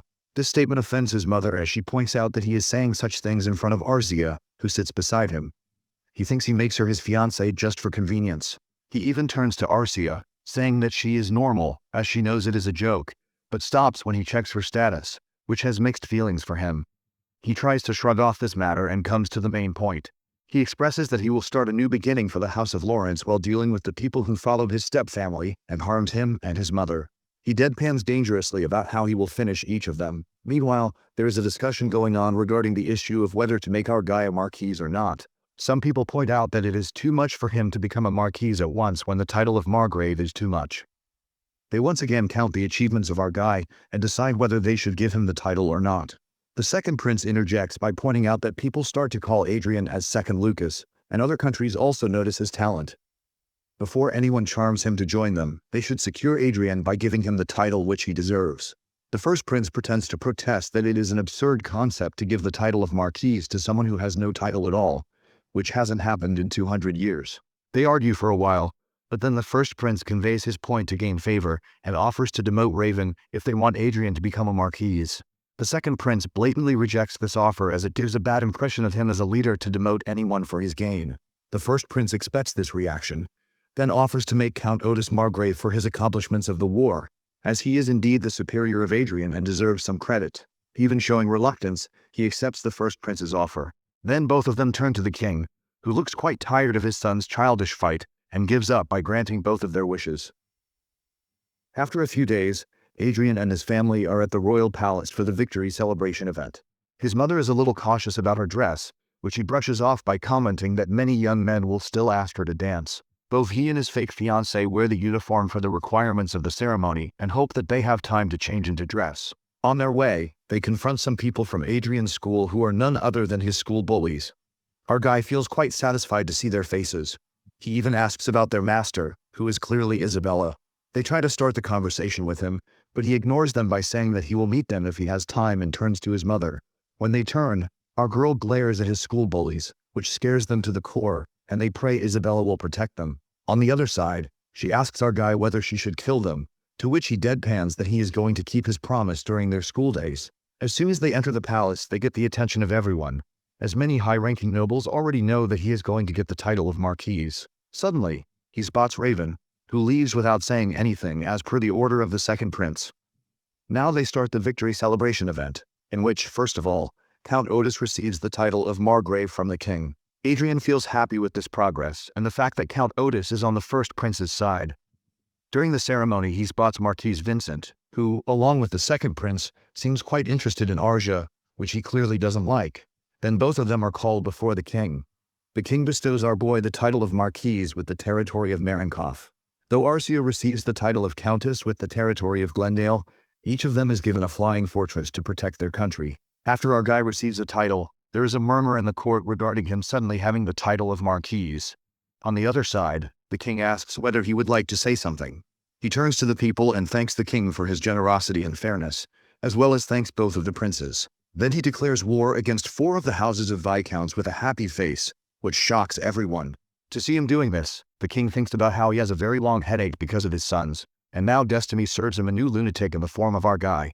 Later, the said lunatic stands in front of the second prince, who reminds him that someone who just gets their territory recently can't expand it for 1 year. He answers that he will destroy these houses and then turn the territories to the royal family. The second prince understands that he won't budge, so he just warns him that he is going to keep an eye on our guy because of his disappointing behavior. Adrian, on the other hand, knows that the prince can't throw him out now. When he goes outside, he notices that no one wants to approach him now, contrary to their earlier behavior.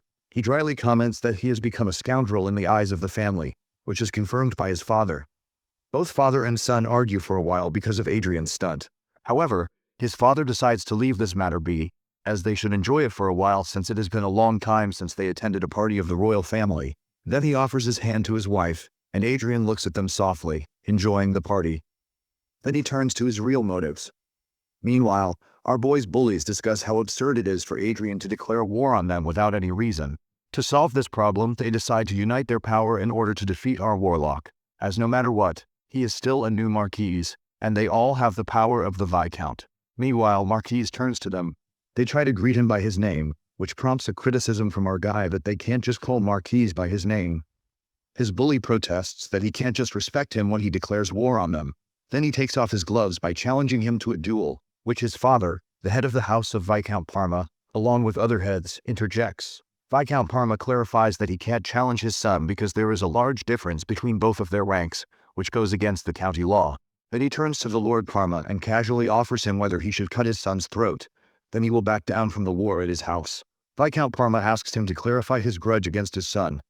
Our boy asks him to ask his own son, who made his life hell. Then he goes ahead and offers Viscount Parma to think about to sell his son to prevent this war until he gets the official notice of war next week. Before going ahead, he glares at them, where Isabella is also hiding. Now these lackeys turn to Isabella and ask her to help them, even though she is scared herself. The next day, Adrian becomes the news once again because of his declaration of war against 4 Viscount houses. Our guy reads the comments from people who somehow get wind of his miserable life and how he was harassed during school days by those bullies. They respect and support him, which is somewhat touching for him. Then he turns to the person who shows him the catalog of flying fortresses, which are quite expensive. He thinks that people believe he declares war just randomly, without any military power, but he is going to purchase one. He calculates that he currently has 70 trillion roots, decides to purchase flying fortresses with them, and pays half the payment for 8 flying fortresses in installments. This way, he has saved 20 trillion roots in exchange. Then he spots Otis, with whom he shares some niceties. Otis finally notices that he is purchasing the flying fortresses and buys all of them. Otis, who also comes here to purchase a flying fortress, decides to make a reservation for one since he won't get any today. Then he introduces him to his daughter, who greets them politely. He also introduces himself and Arzia, a little confused to see her. He thinks he hears rumors about her being a lunatic. Then he checks her status and tries to shake off the rumor, as she seems very normal to him. Suddenly, his eyes catch something unusual, which is her special ability of English interpretation, which shocks him to the core, and he wonders whether it is the same English he knows. Meanwhile, Otis explains that his daughter is obsessed with finding Lucas's curiosity, but is quite disappointed to hear that Prius Republic has it. At that, she exclaims that they have fake curiosity. To see this, he concludes that if he is not from Earth, she might be the one who must find curiosity instead of him. Then he asks how she can say that Prius has fake curiosity. She explains that curiosity is hidden somewhere in a secretive place, because it is not something that anyone can find by looking for it everywhere. He asks what kind of secret place. She answers ambiguously that it is somewhere nobles can't or won't search for. He confirms in his mind that this place is indeed a virtual reality, as nobles assume that this is the place for a commoner to escape from reality. He looks intently at her and wonders how close she is to curiosity. Then she asks him whether she can follow him on social media, to which he agrees. She even compliments how she likes self-made people like him and Arzia, unlike someone like her father, who gets titles through inheritance, which disappoints his father at her blatant insults. Then she asks him for a meeting, and he assures her that he will send her the invitation soon. When they leave, Arzia asks casually whether she should kill her, which he asks her to wait for, because for a while he wants to observe her. The scene changes to the meeting room of 4 Viscounts who discuss how Adrian spends 140 trillion roots, half of which goes to pay in installments for military power. They are stunned to count military supplies and equipment along with the flying fortress bought by our dude in one day. For a while, they think that they are screwed, but they reason that he is still a new lord and doesn't have enough human resources to use them. However, the Viscountess interjects, saying that nothing they expect comes from Adrian, as he must have taken enough measures given his status as Archmage. She suggests them to accept things as they are, as they can't panic forever. At this moment, their subordinate interjects to inform them that our intelligent MC has posted a job on the internet for knights and received 4,000 comments from people wanting to work with him. Parma understands that their guy is a step ahead of them and asks whether he is going to hire attendants for the flying fortress as well. The subordinate answers negatively, saying that he has brought a magic tower artifact company, so he might use these people there. So they further discuss how they are not only facing military power much bigger than theirs, but Adrian and Arzia are themselves powerful enough to massacre them. Now they feel scared for themselves. They don't have the option to request help from other territories, as it will cause a civil war, which the king won't allow.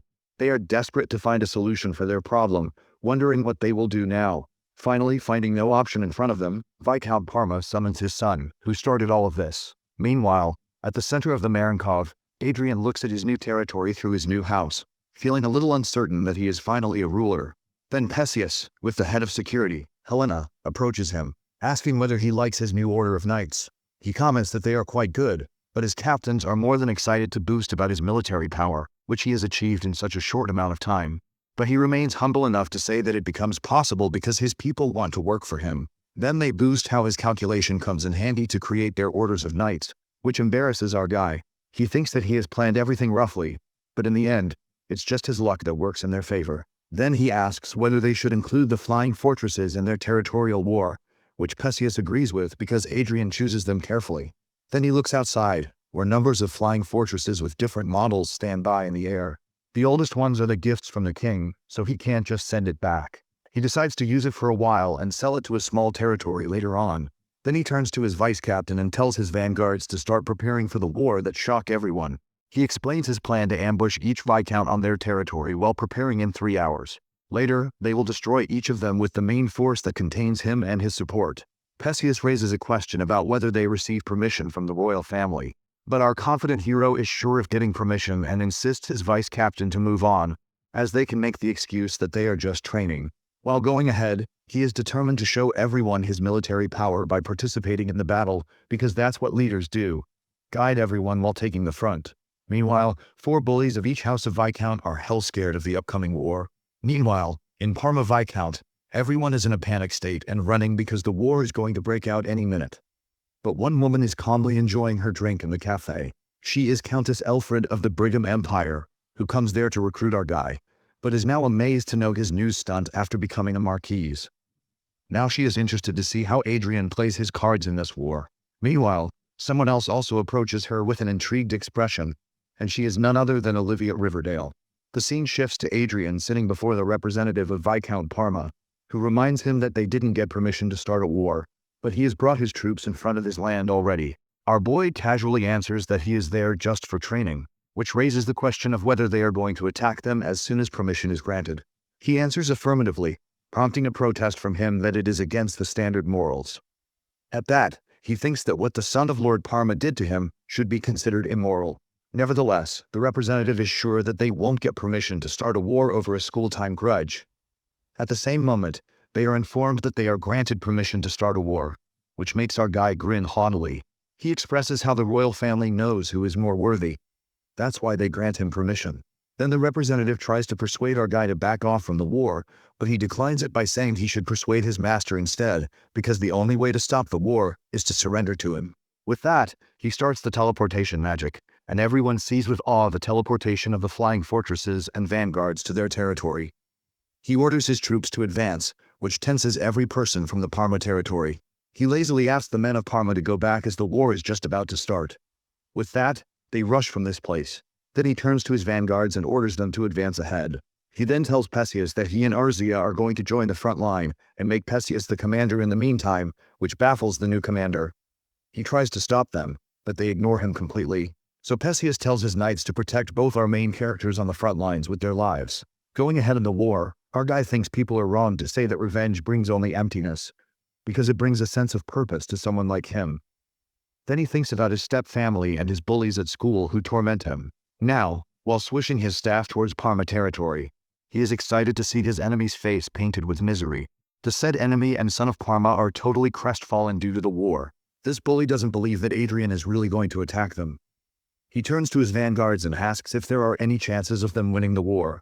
They reply that they have no chance of winning the war because their enemy have twice the troops, an archmage and an aura master. At that, he starts to shout at them and miserably asks what will happen to him if they lose this war. The vanguards facing him decided that it was time for a reality check for this bully. They start to tell him how selfish it is to think about himself in this drastic situation. Then they state that it is better for him to surrender to Adrian to help him release his anger so that their territory will be safer. He yells at them for suggesting something like this. The vanguards express their disdain for their master's son, who has done many bad deeds and needs to die for it. So it is better for him to reap what he has sown. Yet this bully doesn't admit his mistakes, as he assumes that what he has done just to discipline Adrian, who is beneath him. At that moment, he spots the captain and asks for his help to escape from this place. But with a stern expression, the captain pushes the vanguard equipment and armor toward him. He announces that he is going to have a one-on-one battle with Adrian Lawrence as per his father's order. But this great son of the Viscount is crying like a baby while being dragged by his captain to his demise. The last thing he remembers is the enraged face of young Adrian, who promised to punish him in the worst way. Then Parma is ready in his vanguard gear. Captain tries to make him come out of despair by telling him that he still has a chance to fight and survive after dueling with Adrian. With a terrifying expression, he retorts that it's not comforting at all. Annoying at his behavior, Captain informs him that he is there to teach him to survive instead of comforting him. He tries to encourage him by saying that he has two options: either be considered a coward, or fight with Adrian for survival. With the first option, he will still be given to Adrian as an offering in order to end this war. With the second option, he has a chance to defeat his enemy and end this war, as Adrian doesn't have an heir who will continue it after his demise. It boosts his morale a little, and he is determined to kill Adrian and then turn to them with his rage, as they will be next to endure it after he is done with his school-time nemesis. They reply that they are happy to receive their punishment if he can defeat his enemy. Then he goes outside with determination to be a killer of the mage, like the typical title of Vanguard, as soon as our guy lets his guard down. But when he goes outside, he is flabbergasted to see the scenario outside. Many of his vanguards are defeated by our guy and girl without any casualties on their side. People even call him a monster for damaging the vanguard equipment and injuring the knights. Parma turns to his captain to double-check whether he is really going to fight one-on-one with this crazy magician. Meanwhile, our guy kills every vanguard coming in his way with a swish of his staff and crack of his magic.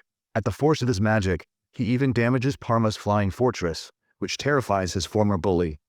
As soon as he spots Xerath, our dude gets down and steps before him.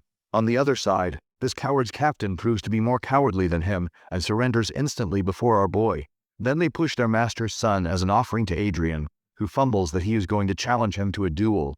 This change of events stuns our guy a little, but with a snap of his fingers, he attacks Xerath immediately. At that, his bully starts to cry because of his injury. Unfazed by his crying, our guy claims to get back the payment of 70 trillion roots he spent on the installment for buying the Vanguard equipment and other military power. Then he exclaims that he is going to get all of their treasury in the form of Vanguard equipment and the flying fortress in the backyard. Xerath asks whether it is his main goal to get money. He nonchalantly answers that it is one of two things besides taking revenge on him. Then he starts to name the bones Xerath breaks during their school days. He expresses it's not enough as he is mentally tortured by him, which he can't ever forgive. So he heals him to prevent him from dying of blood loss, as his revenge won't allow for an easy death. Then he orders Parma Vanguard to take him back, which they comply with immediately. Later he turns to the captain who asks, with terrified expression, whether they should escort him to their lord's office, to which he agrees. Parma apologizes to our badass hero. Finally, the battle ends after only half an hour. A little while ago, Alfred and Olivia confronted each other. Alfred doubts whether Olivia comes here to confirm whether Adrian is really that pupil of his father. She counters this question by saying that she is here to support him as a fellow member of the Riverdale faction, but doesn't understand Alfred's reason to be there. She even warns her not to dare take Adrian to her empire. They glare at each other for a while, then leave the matter for the time being. Upon sensing teleportation interference magic, they turn to the scenario of the war. They interpret our boy as a warlord. Later, they are awestruck to see him engage in the short-range battle with vanguards. Basically, magicians use short-distance movement spells in order to increase their mobility. But this spell uses teleportation magic. And because of teleportation interference magic, mages can't use this magic in the battlefield, which results now magician no more participate in the direct battle. Seeing him fight like this, Alfred remarks that he can dodge the attacks without using teleportation magic, and asks Olivia whether it's possible for a mage to engage in such a battle. She explains that it won't be easy for a magician to engage in such a fight, even with supporting magic, as it requires a person to be an expert in combat skills. After exchanging some compliments about our guy, Alfred takes her leave, having clearly seen the winner of the war. When she leaves, the Riverdale Duchess looks at our boy while thinking about his words of not sharing the joy of revenge with anyone. She comes here for that particular reason, but after witnessing him use magic, she notices many attributes of her faction in his style as well. Therefore, she concludes that he must be her father's disciple. Meanwhile, our MC knows both of the girls are watching him, so he is satisfied to deceive them. Then he follows the captain to go toward the office of Lord Parma, who is terrified of the upcoming consequences of the war. When our guy steps towards him, he falls back because of Adrian's fear. Instead of attacking him, he asks Lord Parma whether he is going to sign the document of surrender. Parma is concerned about what will happen to him and his family. Adrian replies that except his son, no one will be hurt. but they will be stripped of their position and wealth. At last he decides whether he prefers death over it, which makes Lord Parma agree to sign the papers. After sorting out this matter with Viscount Parma, his troops head towards the Viscount Doherty, who desperately asks for help from his other two Viscount friends because they will be next after his defeat. Outside, the war goes on, while three Viscounts discuss and worry about whether giving up on their children can stop this war. The Viscountess informs them what happens to Viscount Parma and exclaims that this war is just Adrian's excuse to fill up his empty treasure with their resources after spending all of his money to boost his military power. To address both Viscounts' concerns over the upcoming war, the Viscountess reveals her new plan, as they can't win this battle through the usual methods of warfare. Therefore, they decide to ambush the territory of our hero. For this purpose, the shock troops of three of the Viscounts arrive at the teleportation area. Dennis, the captain of the guards of Doherty, informs his master that they are going to be dispatched for teleportation at 12:10 of their country standard time. That's their plan to ambush the territory of Marinkov, which will be empty as our boy is busy on the battlefield, and take his residences as hostages in order to change this war game. Then they teleport to the Marinkov territory, and each of the Viscount's vanguards reports their arrival at the destination. But before they proceed, they hear our hero's voice welcoming them, as he shows himself and his troops aboard a large flying ship. With that, he teleports all of his enemy's vanguards somewhere else. As soon as they open their eyes, they find themselves surrounded by Adrian's vanguards, with flying fortresses ahead of them, while our boy waits as if he is about to deliver a verdict today. A little while ago, Adrian waited for the enemy troops with his trusted vanguards as he predicted that they would go to such lengths. As soon as he hears a teleportation sound, he stands up from his place. To see him plan the battle like this, Perseus expresses that he is glad that he is not his enemy. Our boy, stepping forward, comments that his enemies have come up with a good strategy, but they can't use it because he is a step ahead in predicting their moves. After teleporting the enemy to a secluded area, he offers them to surrender to him, but the enemy has another plan as they decide to capture our warlord in order to end this war. Then they rush towards him in formation to attack. Meanwhile, Arjia and his troops are also ready to protect him. Instead of doing anything to his enemies, as he thinks they are not worth his time, he fires them from the flying fortress. To see it, the captain orders his troops to kill Adrian instead of capturing him. Our guy understands that they have underestimated him. So, he attacks the captain with a flame blast, which he tries to dodge with his force sword but still gets some damage. Our boy rushes towards the captain, who fumbles to not come near to him. Now the captain is scared of our guy, as a vanguard aura force emanates from him, accompanied by a fifth circle hard shield. He is petrified to see his talent as a mage. Unfazed by his fear, our mage delivers a final blow. Later, he is seen resting in his room while checking new articles regarding him. These articles fill with how Adrian ends the territorial war with 4 Viscounts in just a half day, and praise his military tactics to win this war. They are winners of the war after destroying the castles of the remaining 3 Viscounts. Then he hears the maid scold Arzia, who comes inside to have a cake in dirty clothes. It reveals that the maid is none other than Catherine, who is the childhood companion of our guy. She was also bullied alongside him just because she talks to him, which traumatizes her later on. A little while ago, he made his bullies apologize to her as well. He expresses that after some time he will make Isabella and Philo apologize to her as well. She expresses that he shouldn't go to such an extent. But while he heals her arm, he expresses that he needs to take such action because she is his savior. In the present, he calls for Catherine and asks about her well-being. She happily responds that she enjoys herself every day, which satisfies him. Our MC is seen having tea with the first prince, who is truly impressed with the genius of our guy.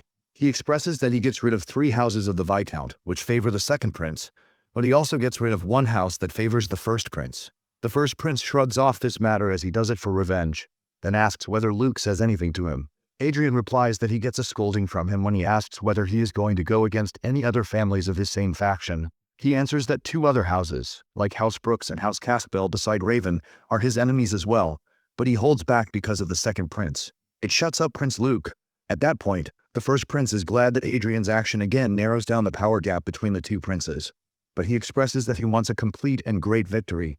But the problem is they can't start the civil war as it will weaken their national security and invite enemy nations like the Crosan Empire to attack them. So they decide to betray the second prince in order to avoid such circumstances. For this purpose, our boy asks when they are going to start the operation, to which the prince replies that they need more time. Finally, he asks if there is a problem. Our guy responds with irritated expression that he can't keep up with the second prince's attempts to charm Arjia. The first prince apologizes on behalf of his brother, who is an overconfident dude who thinks that any woman can fall for him.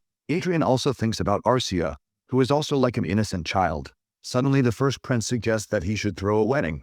Later, he is shown walking while contemplating what the first prince suggested. He knows that this can be the best outcome, and no matter what, Arcia is designed in a way that she will say yes. But he doesn't want to do it without knowing Arcia's real feelings. At this moment, Arcia rushes to him, and he sees many unconscious men behind her. She informs him that she was just sparring with them. Meanwhile, Catherine interjects their conversation while informing Arcia that the second prince summons her, which angers our guy at the audacity of him. Arcia bluntly ordered her to tell the messenger to go back, as she doesn't like the prince's perverted gaze. Catherine tries to reason with them, but the messenger of the second prince interrupts them by greeting both of them. Adrian asks haughtily whether he surprises to see him with his fiancée. Then he coldly asks him to state his reason for coming there. The messenger hands Arcia the bouquet of flowers, inviting the prince to join him for dinner. Our jealous boy throws the flowers through teleportation magic, which leaves everyone petrified. The knight again asks Arcia about her opinion. She asks whether Adrian is invited as well. To get a negative answer, she declines the offer. Adrian interjects by asking the messenger about his family house, as he must be from some prominent family to be a royal knight. This truly stupefies the knight, and he fumbles why he wants to know about his house. Our lunatic guy answers casually that he is going to destroy his family as he has a habit to do it, because he can't kill him because of him being the royal guard of the second prince. The messenger defends himself by saying that he came there on the orders of the second prince. Then our badass boy tells him to tell the prince exactly what he says, that Arcia is his fiancée, and it will be better to not provoke him in order to maintain their good relationship. The knight relays to the second prince the same message that our boy instructed him to deliver. The prince doesn't seem happy to hear it. His knight suggests him wait for a time being, as he can have Arcia when he becomes king. He agrees to his knight's suggestion, as he needs to teach lessons to our boy as well. Now he has another reason to become a king. On the other side, our dude finally fills his account with the cash of 42 trillion roots. Besides the cash, they also seize every precious thing from the enemy territory as the war trophy. The most precious item he gets out of all this is the celestial sword hilt, which is made from orichalcum. Only 500 grams of this rare mineral have been produced in a year in the Holy Land of Everhill. He keeps the hilt aside as he has planned to visit Holy Land already, as he might search for the sword. Meanwhile, he needs to defeat a monster in the game. This vampire is kicked by Arcia, which satisfies our boy because he thinks he looks similar to the second prince. He enjoys killing the monster in a game, which he neglects for a few days because he is busy catching up with everything going on in his real life. Now, he needs to level up, and for this purpose, he leaves the unnecessary things to his subordinates. He left the matter of recruiting talented people to Arcia, who can do this with the help of all-seeing glasses. Meanwhile, he needs to level up in order to reach the 8th circle. Then Arcia informs him that she discovers a new talent. He asks her to recruit her, to which she answers that she leaves the matter to her attendants. However, what boggles him is knowing that special talent of that person is a divine power. In other words, she has the talent to become a saint. This talented person is the 15-year-old girl named Everil who has the special power to become a saint. Basically, Rondell follows one religion called the Church of Sepia, which follows the goddess of Sepia, who is known to be the creator of Rondell. The headquarters of the Church of Sepia is the Holy Land of Everhill. This place is ruled by 3 authorities. The king manages the churches, the paladin is in charge of the army, and the oracle manages the priest, who has the power of divine miracle. After learning about the girl with divine power, he rushes to his castle, where she is in the hall of the Institute for the Gifted. He is greeted by Everil and Eric there, and he introduces himself to her as well. He knows that the girl's family is not well off because she works in the convenience store. After checking her abilities by himself, he compliments Arcia for picking the right person. After settling down, he informs Everil that she won't be able to realize her dream to become an administrator officer because she doesn't have the capabilities to do so. He throws a bomb to her that she has the ability to become a holy saint, which stuns her. He explains that not anyone can become a saint by just pure talent, because only 2 saints are chosen by the goddess every 50 years. So, she needs to be highly capable to be one of them. He adds that he will help her become one, as there will soon be a contest for selecting the saint, and he wants her to participate. All of this new information baffles her. To see her uncertain expression, he explains that she can learn many things, including etiquette, theology, and divine magic, in order to become a saint. She is still nervous to listen to all of this information. Then he informs her about the monthly salary and her allowances, which will not go to waste if he is able to make a saint from his side to boost his power. He tries to console her that she can become a saint instead of an administrative officer, both of our professional careers. Eric also consoles her on his behalf, which calms her down a little. To see it, His little devil of a mind decides to give her responsibility to Eric, who has great political skills. So he informs her to stay there like it is her home, while her parents can visit her as well. Then he turns to Eric and gives her responsibility to him as he senses the closeness between them, which Eric complies happily. Now he is really excited about the contest for the Saints, as it is his next goal. Adrian leaves his new recruit in the care of Eric to adjust to her new environment, while he concentrates on his main goal to level up. Together with Arzia and Shadow, he is able to defeat another beast and reaches level 208. But he is frustrated to see his slow growth. It's not a problem he can tackle at the moment, because he needs a team of 5 or more to level up quickly, rather than just Arzia and an eagle for support. Not only this, he has another problem on his plate as well. Nowadays the game becomes crowded with the players, which makes it harder for him to level up. When they are going to somewhere else, someone approaches our player and asks about his secret to get the eagle as a supporter. He makes an excuse that it is just a wild beast, which he tames with magic, which shoos her off. As he moves forward, he considers how to avoid drawing unnecessary attention to himself. And suddenly, he gets the idea that he should buy Chronicle online. He assumes the company must be undervalued as its players are mostly commoners. But he is wrong, as the company's total worth is 102 trillion. Then he ponders about other options, like making a workshop and letting slaves work in it. He can also use his last administrator right, but rejects this idea as well. Then he gets another idea that is most reasonable and doesn't involve buying a game. That idea is to monopolize the hunting ground. For this purpose, he goes to the Black Dragon Guild. In the executive office of the guild, some players discuss the particular restriction their respective countries have applied to them, which makes it harder for them to play games and level up. While they discuss it, someone informs the guild master about the arrival of our guy, who is level 200 player. Some guild members decline to meet him, as they think that he is just random person who wants to join the guild. However, the person again insists on meeting Adrian, as he has brought 10 decathlon hearts, which leaves the guild master awestruck. The person also adds that our boy is equipped with other expensive items as well, besides decathlon hearts, which are quite expensive items. At that, he is allowed to enter the guild. The guild master, Penny, introduces herself, who is totally impressed by the rich aura our guy carries. He introduces himself with his previous life name. Without beating the bush, our boy requests that they let him rent their hunting ground, which they have monopolized. To sense her confusion, he clarifies that he wants them for himself only, as other users will be restricted from entering into it. She nervously thinks that she never hears something like this. Unfazed by her thought, he continues explaining his offer that they will be paid in cash 5 times higher than what they are earning from said hunting ground. She casually asks which hunting ground he wants to rent. He names the Caltern Chimera Dungeon, which stuns her totally because it is the most profitable hunting ground, which is visited by almost 200 players on a daily basis. She calculates and tells him that he will have to pay $10 million for daily rent, which he accepts, but on the condition that no other player will be entered there. She suspects that there must be some precious items, or he is given a quest there, but he replies that he just wants to level up without interruption. She still insists that he must be doing a challenge. To shut this lady up, our guy offers to pay in advance, which brightens her eyes. She asks how long he plans to rent their land, and he explains that he'll rent it for a month. If it doesn't work out, he'll rent another hunting ground until he reaches the maximum level. This awakens the greed in the guild master, and she immediately serves our player cup tea. The guild members excitedly check the money they receive in their account. Later, they instantly empty the Chimera hunting ground for Adrian to use it.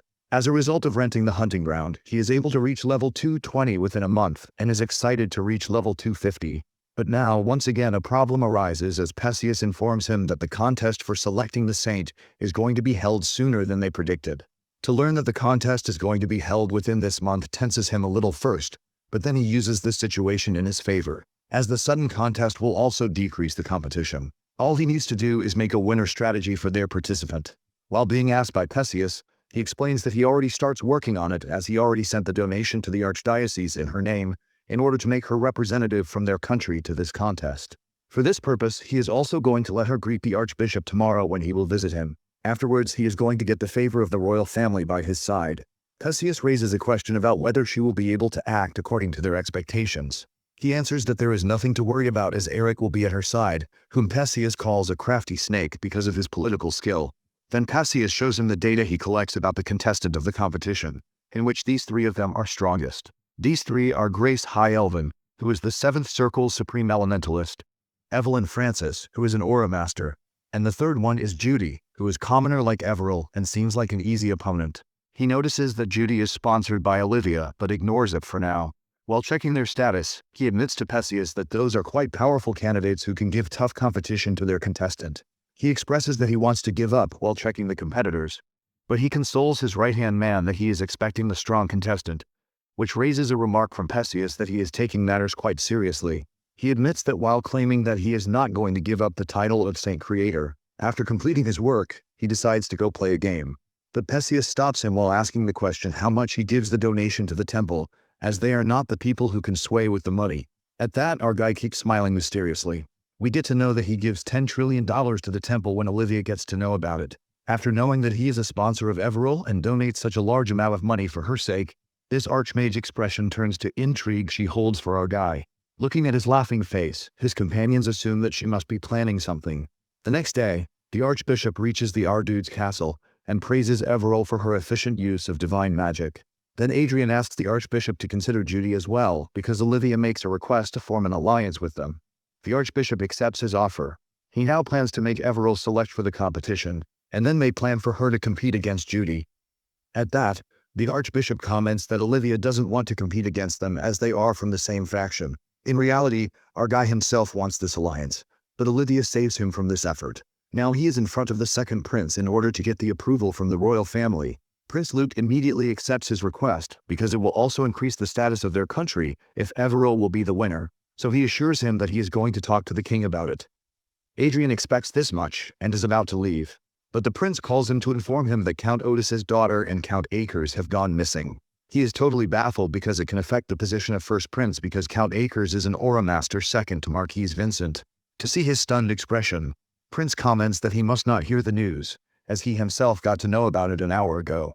To shrug the prince suspicious of his inner turmoil, he congratulates the second prince while laughing. Then he instantly goes to the first prince to get the details of the incident. After settling down themselves, the first prince explains that both Count Otis and Count Akers are not only cousins, but also like brothers with the same political views. When Count Akers gets to know about Michelle's solo trip, he decides to escort her. Adrian guesses that the destination she travels to must be dangerous for an aura master to play a bodyguard. At that point, the prince agrees with him by telling him that she travels to the Prius Republic, where the war can be broken at any moment by the Brigham Empire.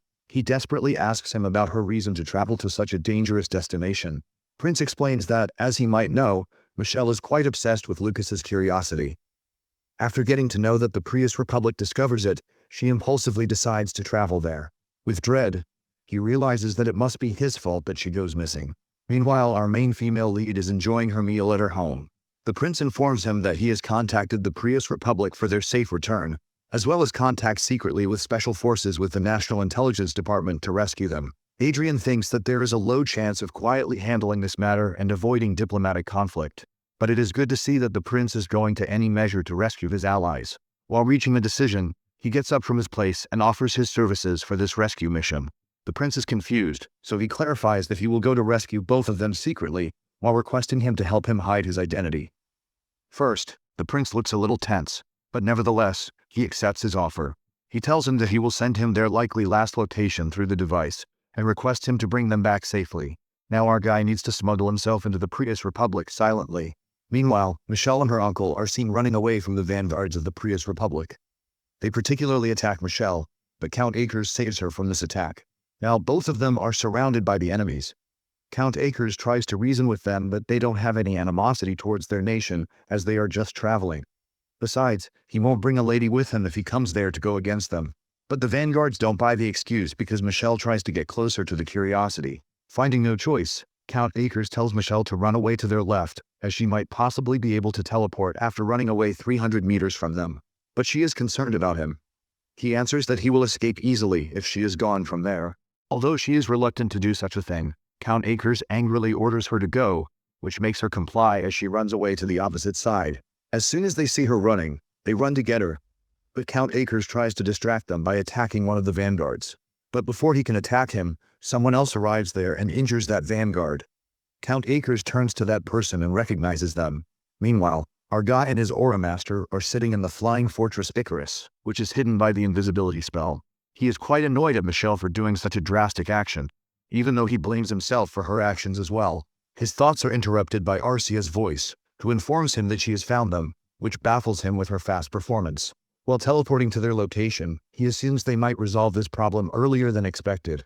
When they reach there, they are startled to see a different army helping Michelle and Count Akers to save them from the Prius vanguards. They are the Knights of the Prius Revolutionary Army.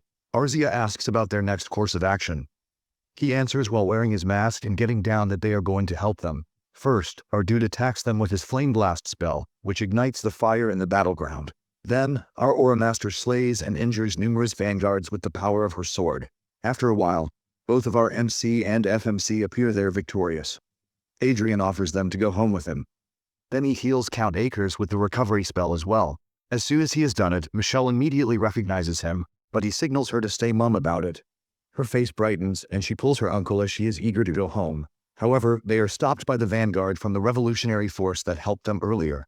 The captain says that they need to inquire about something from Michelle. Adrian immediately understands that they helped them because of their own motives. Then he turns to her and asks, since she has access to the Louis curiosity, whether she can tell them if it is real or not, which leaves our guy totally flabbergasted. He is looking keenly at them as Michelle answers that from the outside it looks real, but when she looks deeper into it, it looks like a poor imitation. The captain comments that there is a chance that their command's guess is right, as someone discovers the real curiosity and creates this fake one. While witnessing the scene in front of him, Adrian ponders the possibility of killing them all but stops himself, as he can't just attack them without knowing the strength and identity of the force. The captain continues his investigation and asks how she accessed the palace of the president to get the curiosity. She answers that she has already guessed that the curiosity is hidden in the virtual world, so she accessed Luz's devices and searched for his frequently visited domain, which is likely a place where he discovered the curiosity. After listening to her reasoning, our guy concludes that she might be the real owner of curiosity if he doesn't access it first. Meanwhile, the captain comments that she has a great talent as she has access to Luz's devices. She answers that she has done it through some acquaintance, which means she has a hacker for this purpose. At that, our MC intervenes by saying that they need to leave before someone spots them, but the captain stops them as their commander summons them. Then they are teleported to the northern glacier of the Prius Republic. Our guy starts to look at the status of the knights around him and is stunned to see that all of them are Aura Masters. Now comes to the commander himself, named as Israel Oscar Pruis, who is the former heir of the royal family of Pruis Republic, and now is the commander of the Revolutionary Force, and a 7th Circle Archmage. The first thing this former prince comments is that he is disappointed to see the aurora of the northern region, as he has heard it would be colored like a rainbow. Meanwhile, our guide checks his complete profile, and he has numbers of high and very high abilities besides having a positive status towards them. He then greets Michelle and Count Akers, who thank them for saving them. Meanwhile, our boy is thinking with annoyance that it is normal to do this as a human being, but this person must have ulterior motives to do that. His thoughts are interrupted by Israel, who greets both of them with their names and titles. He even apologizes for catching them off guard as they follow each other on social media. When both of our main characters reveal their identities, Count Akers is totally baffled to find someone on the second prince's side for their rescue. Unfazed by Count Akers' outburst, he turns to Israel and asks about his method of recognizing him. Israel comments slyly that it is a trade secret. But when our guy calls him Your Highness and he asks how he knows who he is, he also replies that it is a trade secret. To see him crossing his line, the guards go towards our guy but are stopped by their master. Israel answers that he recognizes him, as they are a famous duo of a male archmage and a female aura master. Then he asks how he figured out his identity. Our guy bluffs that he has always been interested in the Prius Republic and the Revolutionary Force. This prompts a comment from the commander that he wouldn't want our boy on his bad side. Then he turns to Michelle and asks whether she has copied data of fake curiosity of Louis. The commander even offers her to pay a price if she shares the information regarding it. After some reluctance, she starts to share what she has observed as fake curiosity.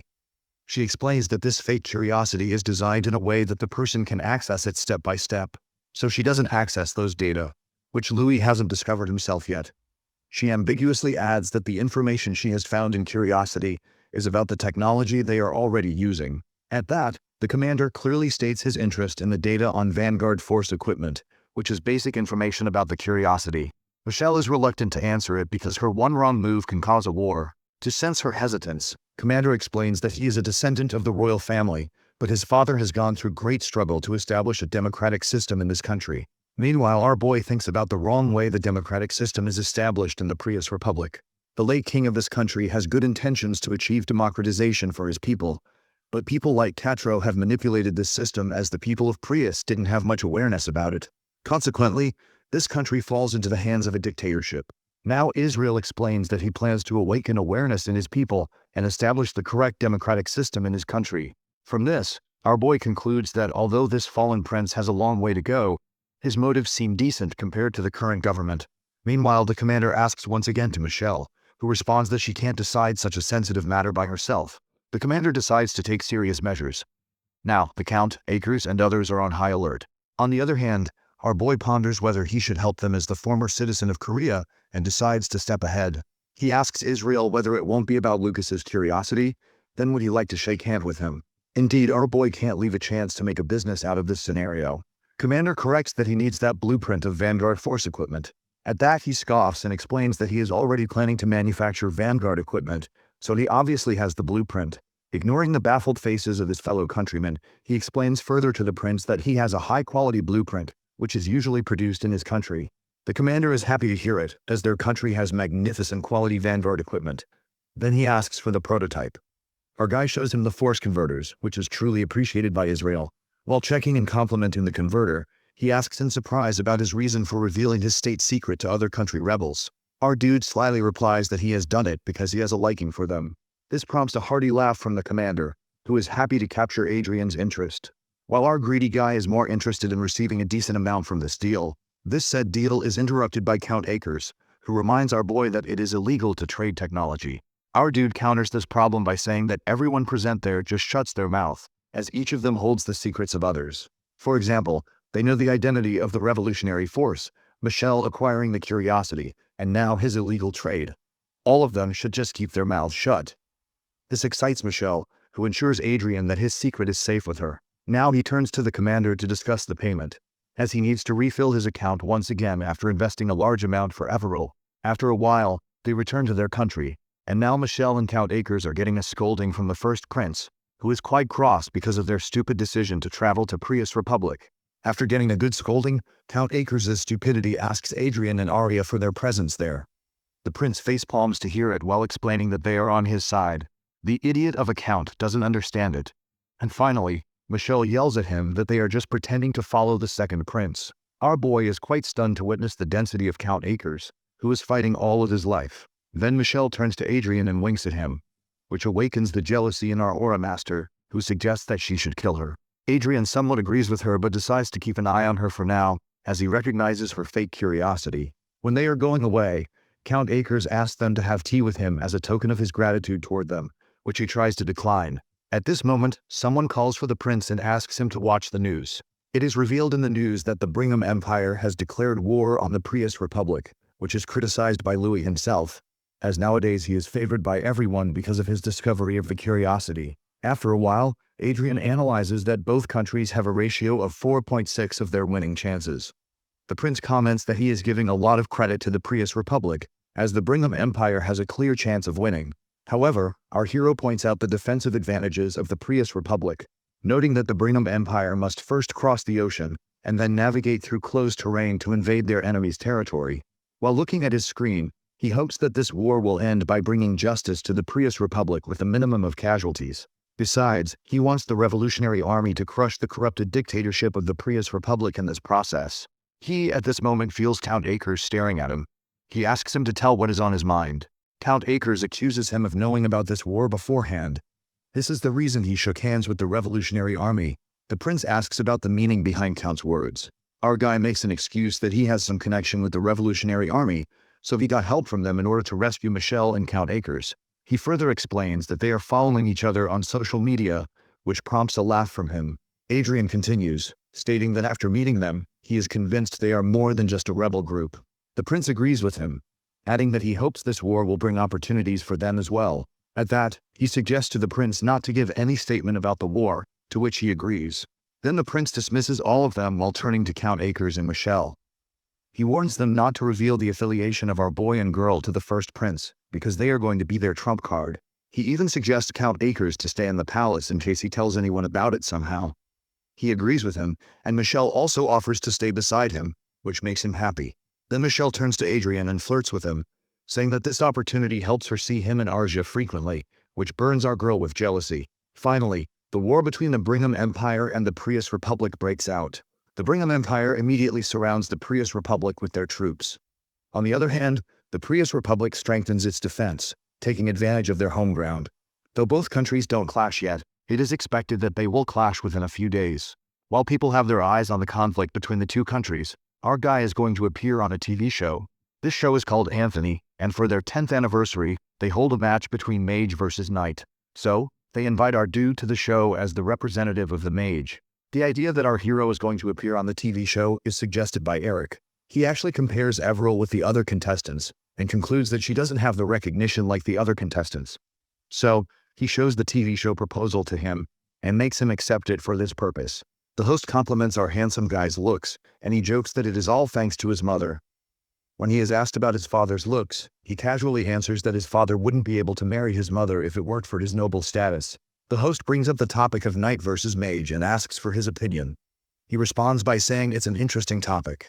The host then adds that many experts believe this battle is disadvantageous for him as a mage. He replies that he will try to clear the common stereotypes about mages through this opportunity. Then, the host introduces the knight representative named Count Felix from the Lucius Kingdom, who is also an aura master. Adrian thinks that he looks quite familiar, but can't put his finger on it. Meanwhile, the host asks Felix for his reason for joining the show. He answers that he thinks it is going to be fun. The host asks another question about him being so calm, contrary to the fact that he is going against Adrian Lawrence. He arrogantly answers that Duke Riverdale just praises his disciple because of his love for Adrian. Otherwise, he is going to show our guy the reality today. At that moment, Adrian suddenly realizes that this person reminds him of Cedric. Not only by looks, but by attitude as well. The host comments that he is declaring a war and turns to our boy for his opinion. He slyly says that he can't say much as he has never heard this aura master's name before, which irritates Felix with this indirect insult. While both opponents glare at each other, the host has a giddy feeling that his show is going to get a huge hit. Then they start the sparring match, which is held in the arena of Duel on the island located in the middle of a lake. The host introduces the judges and then turns to the contestants. As Felix is ready in his Vanguard equipment, the host points out that he should take it off because it will be unfair to Adrian, who is going to fight barehanded. Felix haughtily expresses that he will take it off if Adrian says so. But our confident boy stops him, adding a taunt that there is no way he is going to lose to a newbie. Felix points out that he is a newbie himself, but Adrian declines this statement by saying that they are not equal. Then the countdown begins, and Felix instantly rushes at our dude, but he is defeated in mid-stance and knocked down immediately. It seems like Adrian has cast a 6th circle laser cannon spell on his opponent in order to defeat him. Now it is time to act on his plan, and he immediately asks Everil to come and heal Felix. She uses Angel Feather's divine magic, which surprises everyone present there. The host asks about Everil, who comes as the medical aid from Adrian's side, and whether she is a bishop-level priest at such a young age. He clarifies that she hasn't entered the church yet, as she is learning divine magic from Archbishop Fred. He adds further that it is her pure talent that helps her cast the Angel Feather's effect. To see the host's confused expression, he finally reveals that she is going to be a candidate of the saint from his country, which surprises everyone but makes them appreciate her. He has predicted such a reaction in advance and plans everything accordingly. Then the camera focuses on the cute face of the saint candidate, who introduces herself as medical aid. While looking at her expression, our guy thinks that Eric has done a great job. As expected, that show gains Everil recognition as people are more respectful to her, as she might be the next saint. However, all of this attention makes her uncomfortable, and on her way to home, she reflects on how her life has changed from being a part-time worker at a convenience store. Later, she goes home and greets her parents, but she stops upon spotting very selfish relatives at home. She doesn't like their presence there while they try to be lovey-dovey with her. Her cousins shamelessly comment about her branded clothes and accessories. She angrily asks their reason for being there. Her uncle makes an excuse that he comes to financially help them with a business plan. The important thing about this plan is that if people know this business is run by the Everil family, it is bound to be successful. On the other hand, her parents support her and firmly tell her uncle that if they want to start a business, they will do it themselves. At that, her uncle accuses them of being cold-hearted. Her father reminds him that he is the one who abandoned them in debt 4 years ago. He shamelessly responds that he came back to make it up to them. Both brothers argue for a while about what happened 4 years ago, and her uncle is persistent that it's not his fault. Finally, having enough of it, Everil tells them to just get out and pretends that they never exist. But they start to accuse her of bad behavior. Suddenly, someone else enters into the picture and calls her relatives parasites. It is none other than Adrian, who is reported by Everill's guards immediately. Everill's uncle hesitantly greets him, but he has cast a spell on them which freezes them at their place. He casually asks if they have any idea what the perk of being a noble is. Her uncle replies that he can't imagine such a thing. By demonstrating the said perk, he makes him levitate in the air, while declaring that he can do whatever he wants with lowly people like them. Then he kicks Everill's cousins, forcing them to immediately apologize to him. He asks if they have any idea what their mistake was. They reply that they're apologizing for being blinded by money, but he deadpans that it's because they messed with his people and indirectly declaring war on him. Then, he orders his guards to arrest everyone who are still trying to apologize to him. Afterwards, he turns to Everill's parents and informs them that he will pay off all their debt, including interest, and offers them a place in the castle with their daughter, which they reluctantly accept. When he turns to Everil with an assuring expression, her face turns red. While looking at the back of our guy talking with her parents, Everil feels something for him, but doesn't want to act on it as he has a fiancé. So he decides to be her aide in the future. Meanwhile, in the Francis Manor of the Brigham Empire, Duke Francis is watching the show in which Everil has appeared. He is quite annoyed by her accomplishments, as she could become a hindrance to his daughter, Evelyn, in her quest to become a saint. Then he calls for an assassin to finish her off. The next day, when our busy guy is working in his office, he gets a message from Olivia. He immediately opens the message, which contains a warning for him as House Francis is showing suspicious movements. Meanwhile, some of the guards in the emergency dispatch waiting room of our guy's castle are discussing how this job gives them high payment, comfort, and other benefits. Then they discuss a guard named Sir Damien, who wept because of their master's generosity. They then turn to the said guy, who is looking down.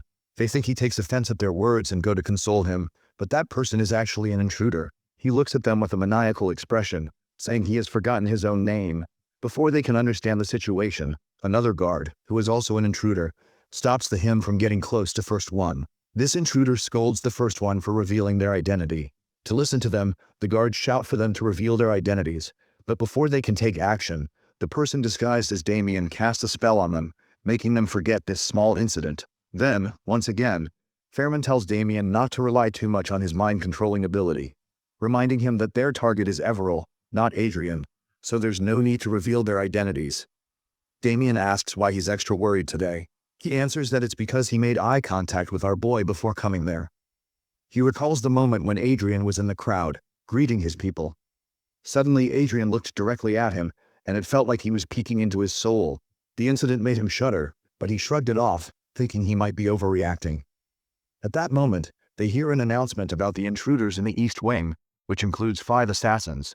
Now Adrian and the other guards are fighting them, and the guards are requested to go help. While going ahead, the intruders reveal that this is part of their plan, and they head towards Everil's room. As soon as they enter her room, Everil's guards inform them to go help Adrian as they are the part of the reaction unit. But they make an excuse, saying they've come to help Everil, as she might not have enough guards. Before they come any closer, her bodyguard warns them that no one can approach her except the guards assigned by our guy. However, the intruders don't listen, and one of them draws his aura sword, which Everil's guards recognize immediately. They rush toward them to defend Everil, but they are frozen by the mind-controlling spell from Damien. Then Fairman rushes to Everil to slay her, but he is thrown back by Everil herself, leaving everyone shocked. It is revealed that our MC has planned this all along, as Arzia has disguised herself as Everil. The intruders wonder aloud whether their plan has been revealed. Our boy interjects that he figured it out when they made eye contact. He then calls both of the intruders by their names, Gregory and Auguste. Both of them belong to an organization called Blue Moon, which is something of a legend from fairy tales. They decide to act on Plan B and reveal their true identities. They also warn our guy and girl that they might not make it out alive after seeing their real faces. Their statement prompts a comment from our guy, saying they're so cool, while Arja calls them just rebellious teenagers. Basically, the organization of Blue Moon is just a legend with no proof of its existence. The people of Rondell, including our guy, think that they are just the villains of their childhood stories. But after looking at the members of the organization, he realizes that the organization not only exists, but also bears high-level aura masters and elementalists. Now, looking at them, our guy has a number of guesses regarding them, like they might be affiliated with Duke Francis or using his residence. Whatever it is, there must be some hidden motives of Blue Moon, and he demands them to tell him that. At that moment, Auguste is about to say something, but is stopped by Gregory. Adrian concludes that there must be another puppeteer who is behind all of this scheme. He also informs them that he knows many things about them, which leaves them no choice but to kill him in order to hide their identity. For this purpose, Auguste reveals his elemental spirit, which leaves them in awe. The arrogant villain laughs at their expressions, but his laughter stops with the forceful attack of our boy. Our dude arrogantly supplies that they are not the only people on this planet with special talent. On the other side, Gregory is interested to know whether he is a magic swordsman. He thinks that it is not the case, as his staff is actually an Istro arming sword, which he uses to shoot force charged with aura. Meanwhile, Gregory still thinks of our guy as a magic swordsman, and concludes that this must be a reason for him to engage in close combat, despite being a mage. Adrian decides to let them have a misunderstanding about him, and with a snap of his fingers, he summons a shadow eagle, revealing that he is a beast tamer as well. The shadow bites Auguste's leg, and he uses the mind control spell on them for counterattack, but they are unaffected by it. He angrily tries again, but it is no use. He is totally flabbergasted to see them unaffected by Auguste's mind control spell, as a grandmaster like Francis is not even spared by it. Basically, his defensibility in the game is at a higher level, which helps protect them from Auguste's mind-controlling technique. Suddenly, he realizes that Auguste doesn't have any combat skills besides mind control. At this moment, he understands that Adrian has some ability to see right through them. He looks at our guy, who is famous by many names around the globe, but after reading him personally, he concludes that the most suitable name is that he is a monster. Intimidated by our hero, he throws his weapon and waits for their fate at our boy's hands. Actually, Adrian doesn't have any intention of killing them but feels satisfied when he checks their status, which clearly shows that they don't have the courage to fight. Then he extends his hand, and both of the intruders are afraid that they might get hurt, but he heals them with recovery magic. Adrian explains that he doesn't want to make an enemy of Blue Moon, so he doesn't intend to kill them. Then he requests them to arrange a meeting with their leader, to which they agree. He also apologizes for killing their troops, but they don't care about them, as they belong to Sir Francis anyway. Then they leave, apologizing for the intrusion. After they have left, he asks Arzia whether he looks like a big deal. She answers ambiguously that it went interesting. Time passes, and finally, it is the day for the Holy Land of Everhill, where they are going to start the contest for searching for the two leaders of the Order, which will continue for a month. Meanwhile, both Everil and Adrian are watching the broadcast on TV, while Adrian's mind is occupied with Blue Moon, who hasn't contacted them yet. Now the day has finally arrived for the opening ceremony of the contest to be held in the Holy Land of Everhill. When Adrian enters, everyone murmurs their opinions about our prodigy, summarizing that he is not someone to be underestimated. Meanwhile, the Saints arrive as the King of the Holy Land announces the contest, which features 15 candidates for the Oracle and 11 for the Paladin. This month-long contest will be broadcast on TV and internet. He reveals that the first challenge of the contest is mercenary activities centered on subjugating monsters. The candidates can form teams of 5 people, which can include 2 Automasters and 2 third circle or lower mages. Moreover, their powers will be sealed, except for their divine power. At the end of the announcement, Adrian greets the 3 leaders of Everhill and the pinnacle of religion with his companions. He needs Everil to catch the eye of the current oracle, Sharon. To greet them back, Sharon slyly comments on the good looks of our guy and expresses that she might hit on him if she were a bit younger. Due to her magic, she looks a lot younger than her real age. Then he introduces Everil to her, and she is immediately impressed by her talent. He even clarifies that he doesn't intend to have political gain from this contest because he won't participate if she doesn't. They are happy to leave a good impression on the Oracle and other leaders, which is a success. While going ahead, he plans to meet Olivia when he spots Duke Francis's crew. He greets him while expressing that he received his gift. He also slyly feigns ignorance by saying that he heard about the incident in his territory. Meanwhile, Francis thinks of the assassin from the Blue Moon, who immediately took retirement from their job, and even suggests that he not go against Adrian Lawrence. The incident on Francis' territory was planned by our guy, who accidentally crashed one of his flying fortresses in Francis's territory. Then he turns to Everil and asks her to go easy on his candidates, to which she replies with an attitude too big for her size. To irritate Francis a little more, he informs him that he is going to meet with Gregory and Auguste, which angers him beyond measure. As Francis's mood is now completely ruined, he leaves them. To see the exchange made Everil awestruck by our hero's influence.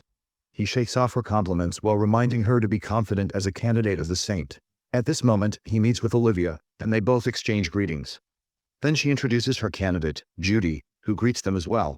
Adrian can see that this woman has a special ability of the great saint, which he doesn't fully understand, as it might be superior to being a saint. Afterward, they start discussing the first round and the suitable people they are going to team with their respective candidates. As Olivia's candidate was already the first-level priestess, she can use 1 extra divine magic compared to other candidates.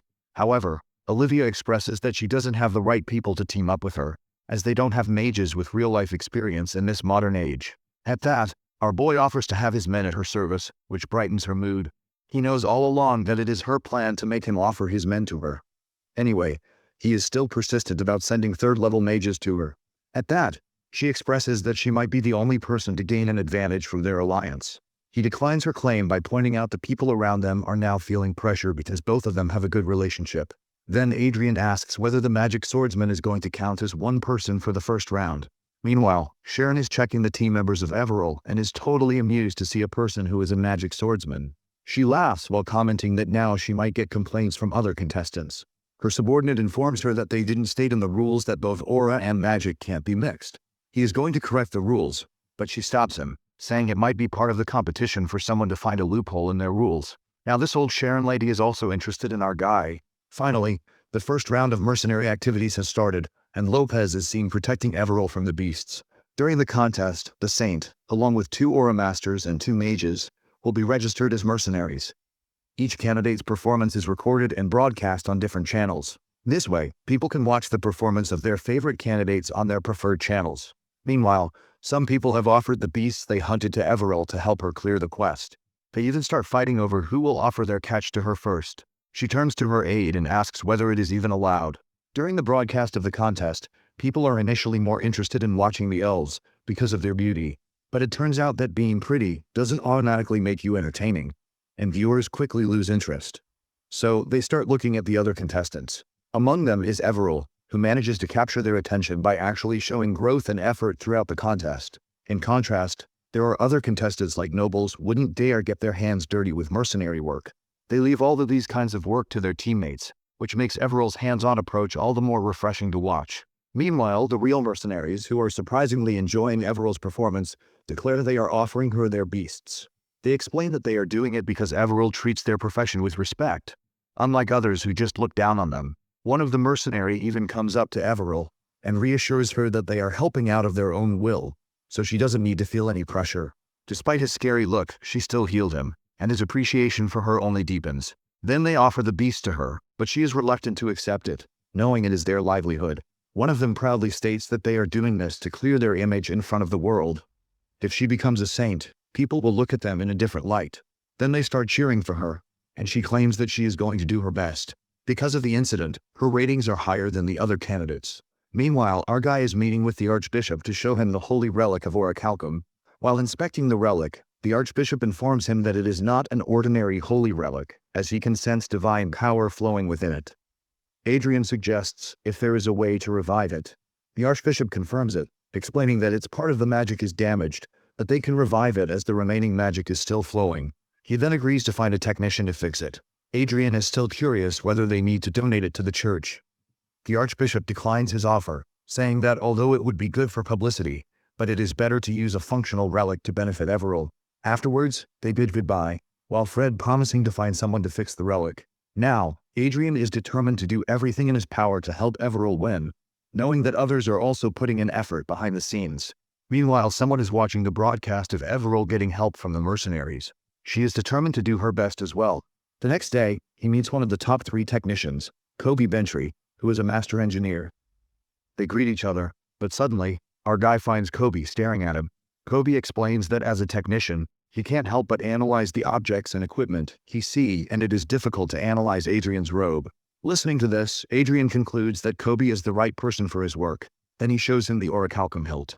Kobe inspects it while commenting that it must be the hilt of a holy sword, which is confirmed by Adrian. Our hero then informs him that he wants him to fix it. Upon further inspection, Kobe realizes that he can do it since it is almost in its original condition. Then he asks whether he should use mithril for making a blade for it, as Orichalcum is difficult to acquire. Adrian comments mysteriously that he doesn't need a blade, as it can be used as a weapon as it is. To listen to Adrian's demand, Kobe explains that this is not an ordinary sword, but is called a holy sword, with a number of other nicknames. Kobe explains further that after being discovered by our guy, it can be the 7th holy sword, as the world only holds 6 holy swords, so Adrian should reconsider giving it a blade. Then he points out the divine bloodstone on the hilt, and explains that it will be the source to create the divine might in the sword. Our guy asks whether it will be like a magic sword.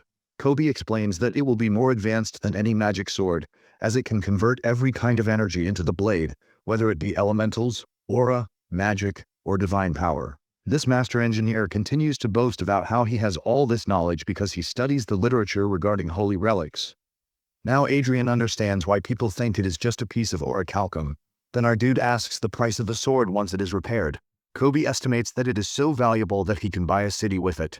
Our greedy hero is quite giddy to hear this and asks the master engineer to fix it immediately. Kobe answers that he needs some materials, including a bloodstone for the task. Then our rich guy shows him a generous amount of money, which Kobe says is too much for his labor. He explains that he can use it to buy the materials and cover the labor cost. Besides, if everything goes well, he will be paid double in the end. Kobe accepts the amount while assuring him that he will get his sword after a week.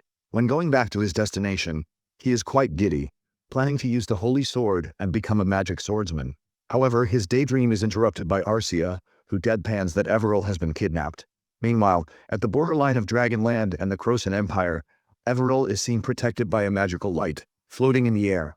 Besides her, 2 goons are standing, ready to finish her off. But the thing is, their attacks aren't even touching her because she is protected by the 8th circle artifact. Both of the goons are quite frustrated with the situation, as they have been informed that this task would be a piece of cake. Suddenly, someone from behind tells them to attack her mind, as the defensive magic can't protect her mind. One of the goons foolishly comments that it is his first time hearing that. But they soon realize there is someone else behind them. They turn to the new person and ask him to reveal his identity. This person is none other than August, who introduces himself as the spirit user. After a while, Adrian and his crew arrive there as well, who is relieved to find Everil safe. He accuses the Blue Moon members to be the culprits, but they explain that they are the ones who caught the real culprit. Upon asking, they tell him that Everil is resting in the cabin, as our boy has already taken safety measures to protect her. Meanwhile, Adrian is analyzing who might be behind this kidnapping, as the goons seem quite unskilled. Anyway, he turns to the Blue Moon members and asks about their reasoning for helping them. First, they make an excuse that this place is their base, and that it is just a coincidence. But when Adrian doesn't buy their answer, they claim it is their leader's order to make up for the mistakes they made by attacking Everil. To sense his confusion, Gregory explains further that their leader is quite furious and has ordered them to sever their affiliation with Francis. At that, our guy asks whether what they have done is their individual decision without the leader's order. Gregory explains that this is the case, as the leader doesn't interrupt their work without necessity. He further adds that the entire Blue Moon organization strictly prohibits harming anyone associated with Adrian. This statement leaves him quite confused about the motives of the leader and whether he is afraid of our guy. Then they settle the matter at last and decide to leave any bad feelings towards each other in the past. Our boy asks whether their leader wants to meet with him. They confirm it by saying that he is welcome to come by any time, which makes our boy suspicious of their motives. But he shrugs off his suspicions, as he doesn't see any trace of betrayal on their expressions. Gregory then hands him their secret communication device, the terminal of which is connected to both of their devices. With that, he can communicate with them anytime. At that, they take their leave. Arcia asks whether they should follow them, but he stops her, as they have a way to communicate with them.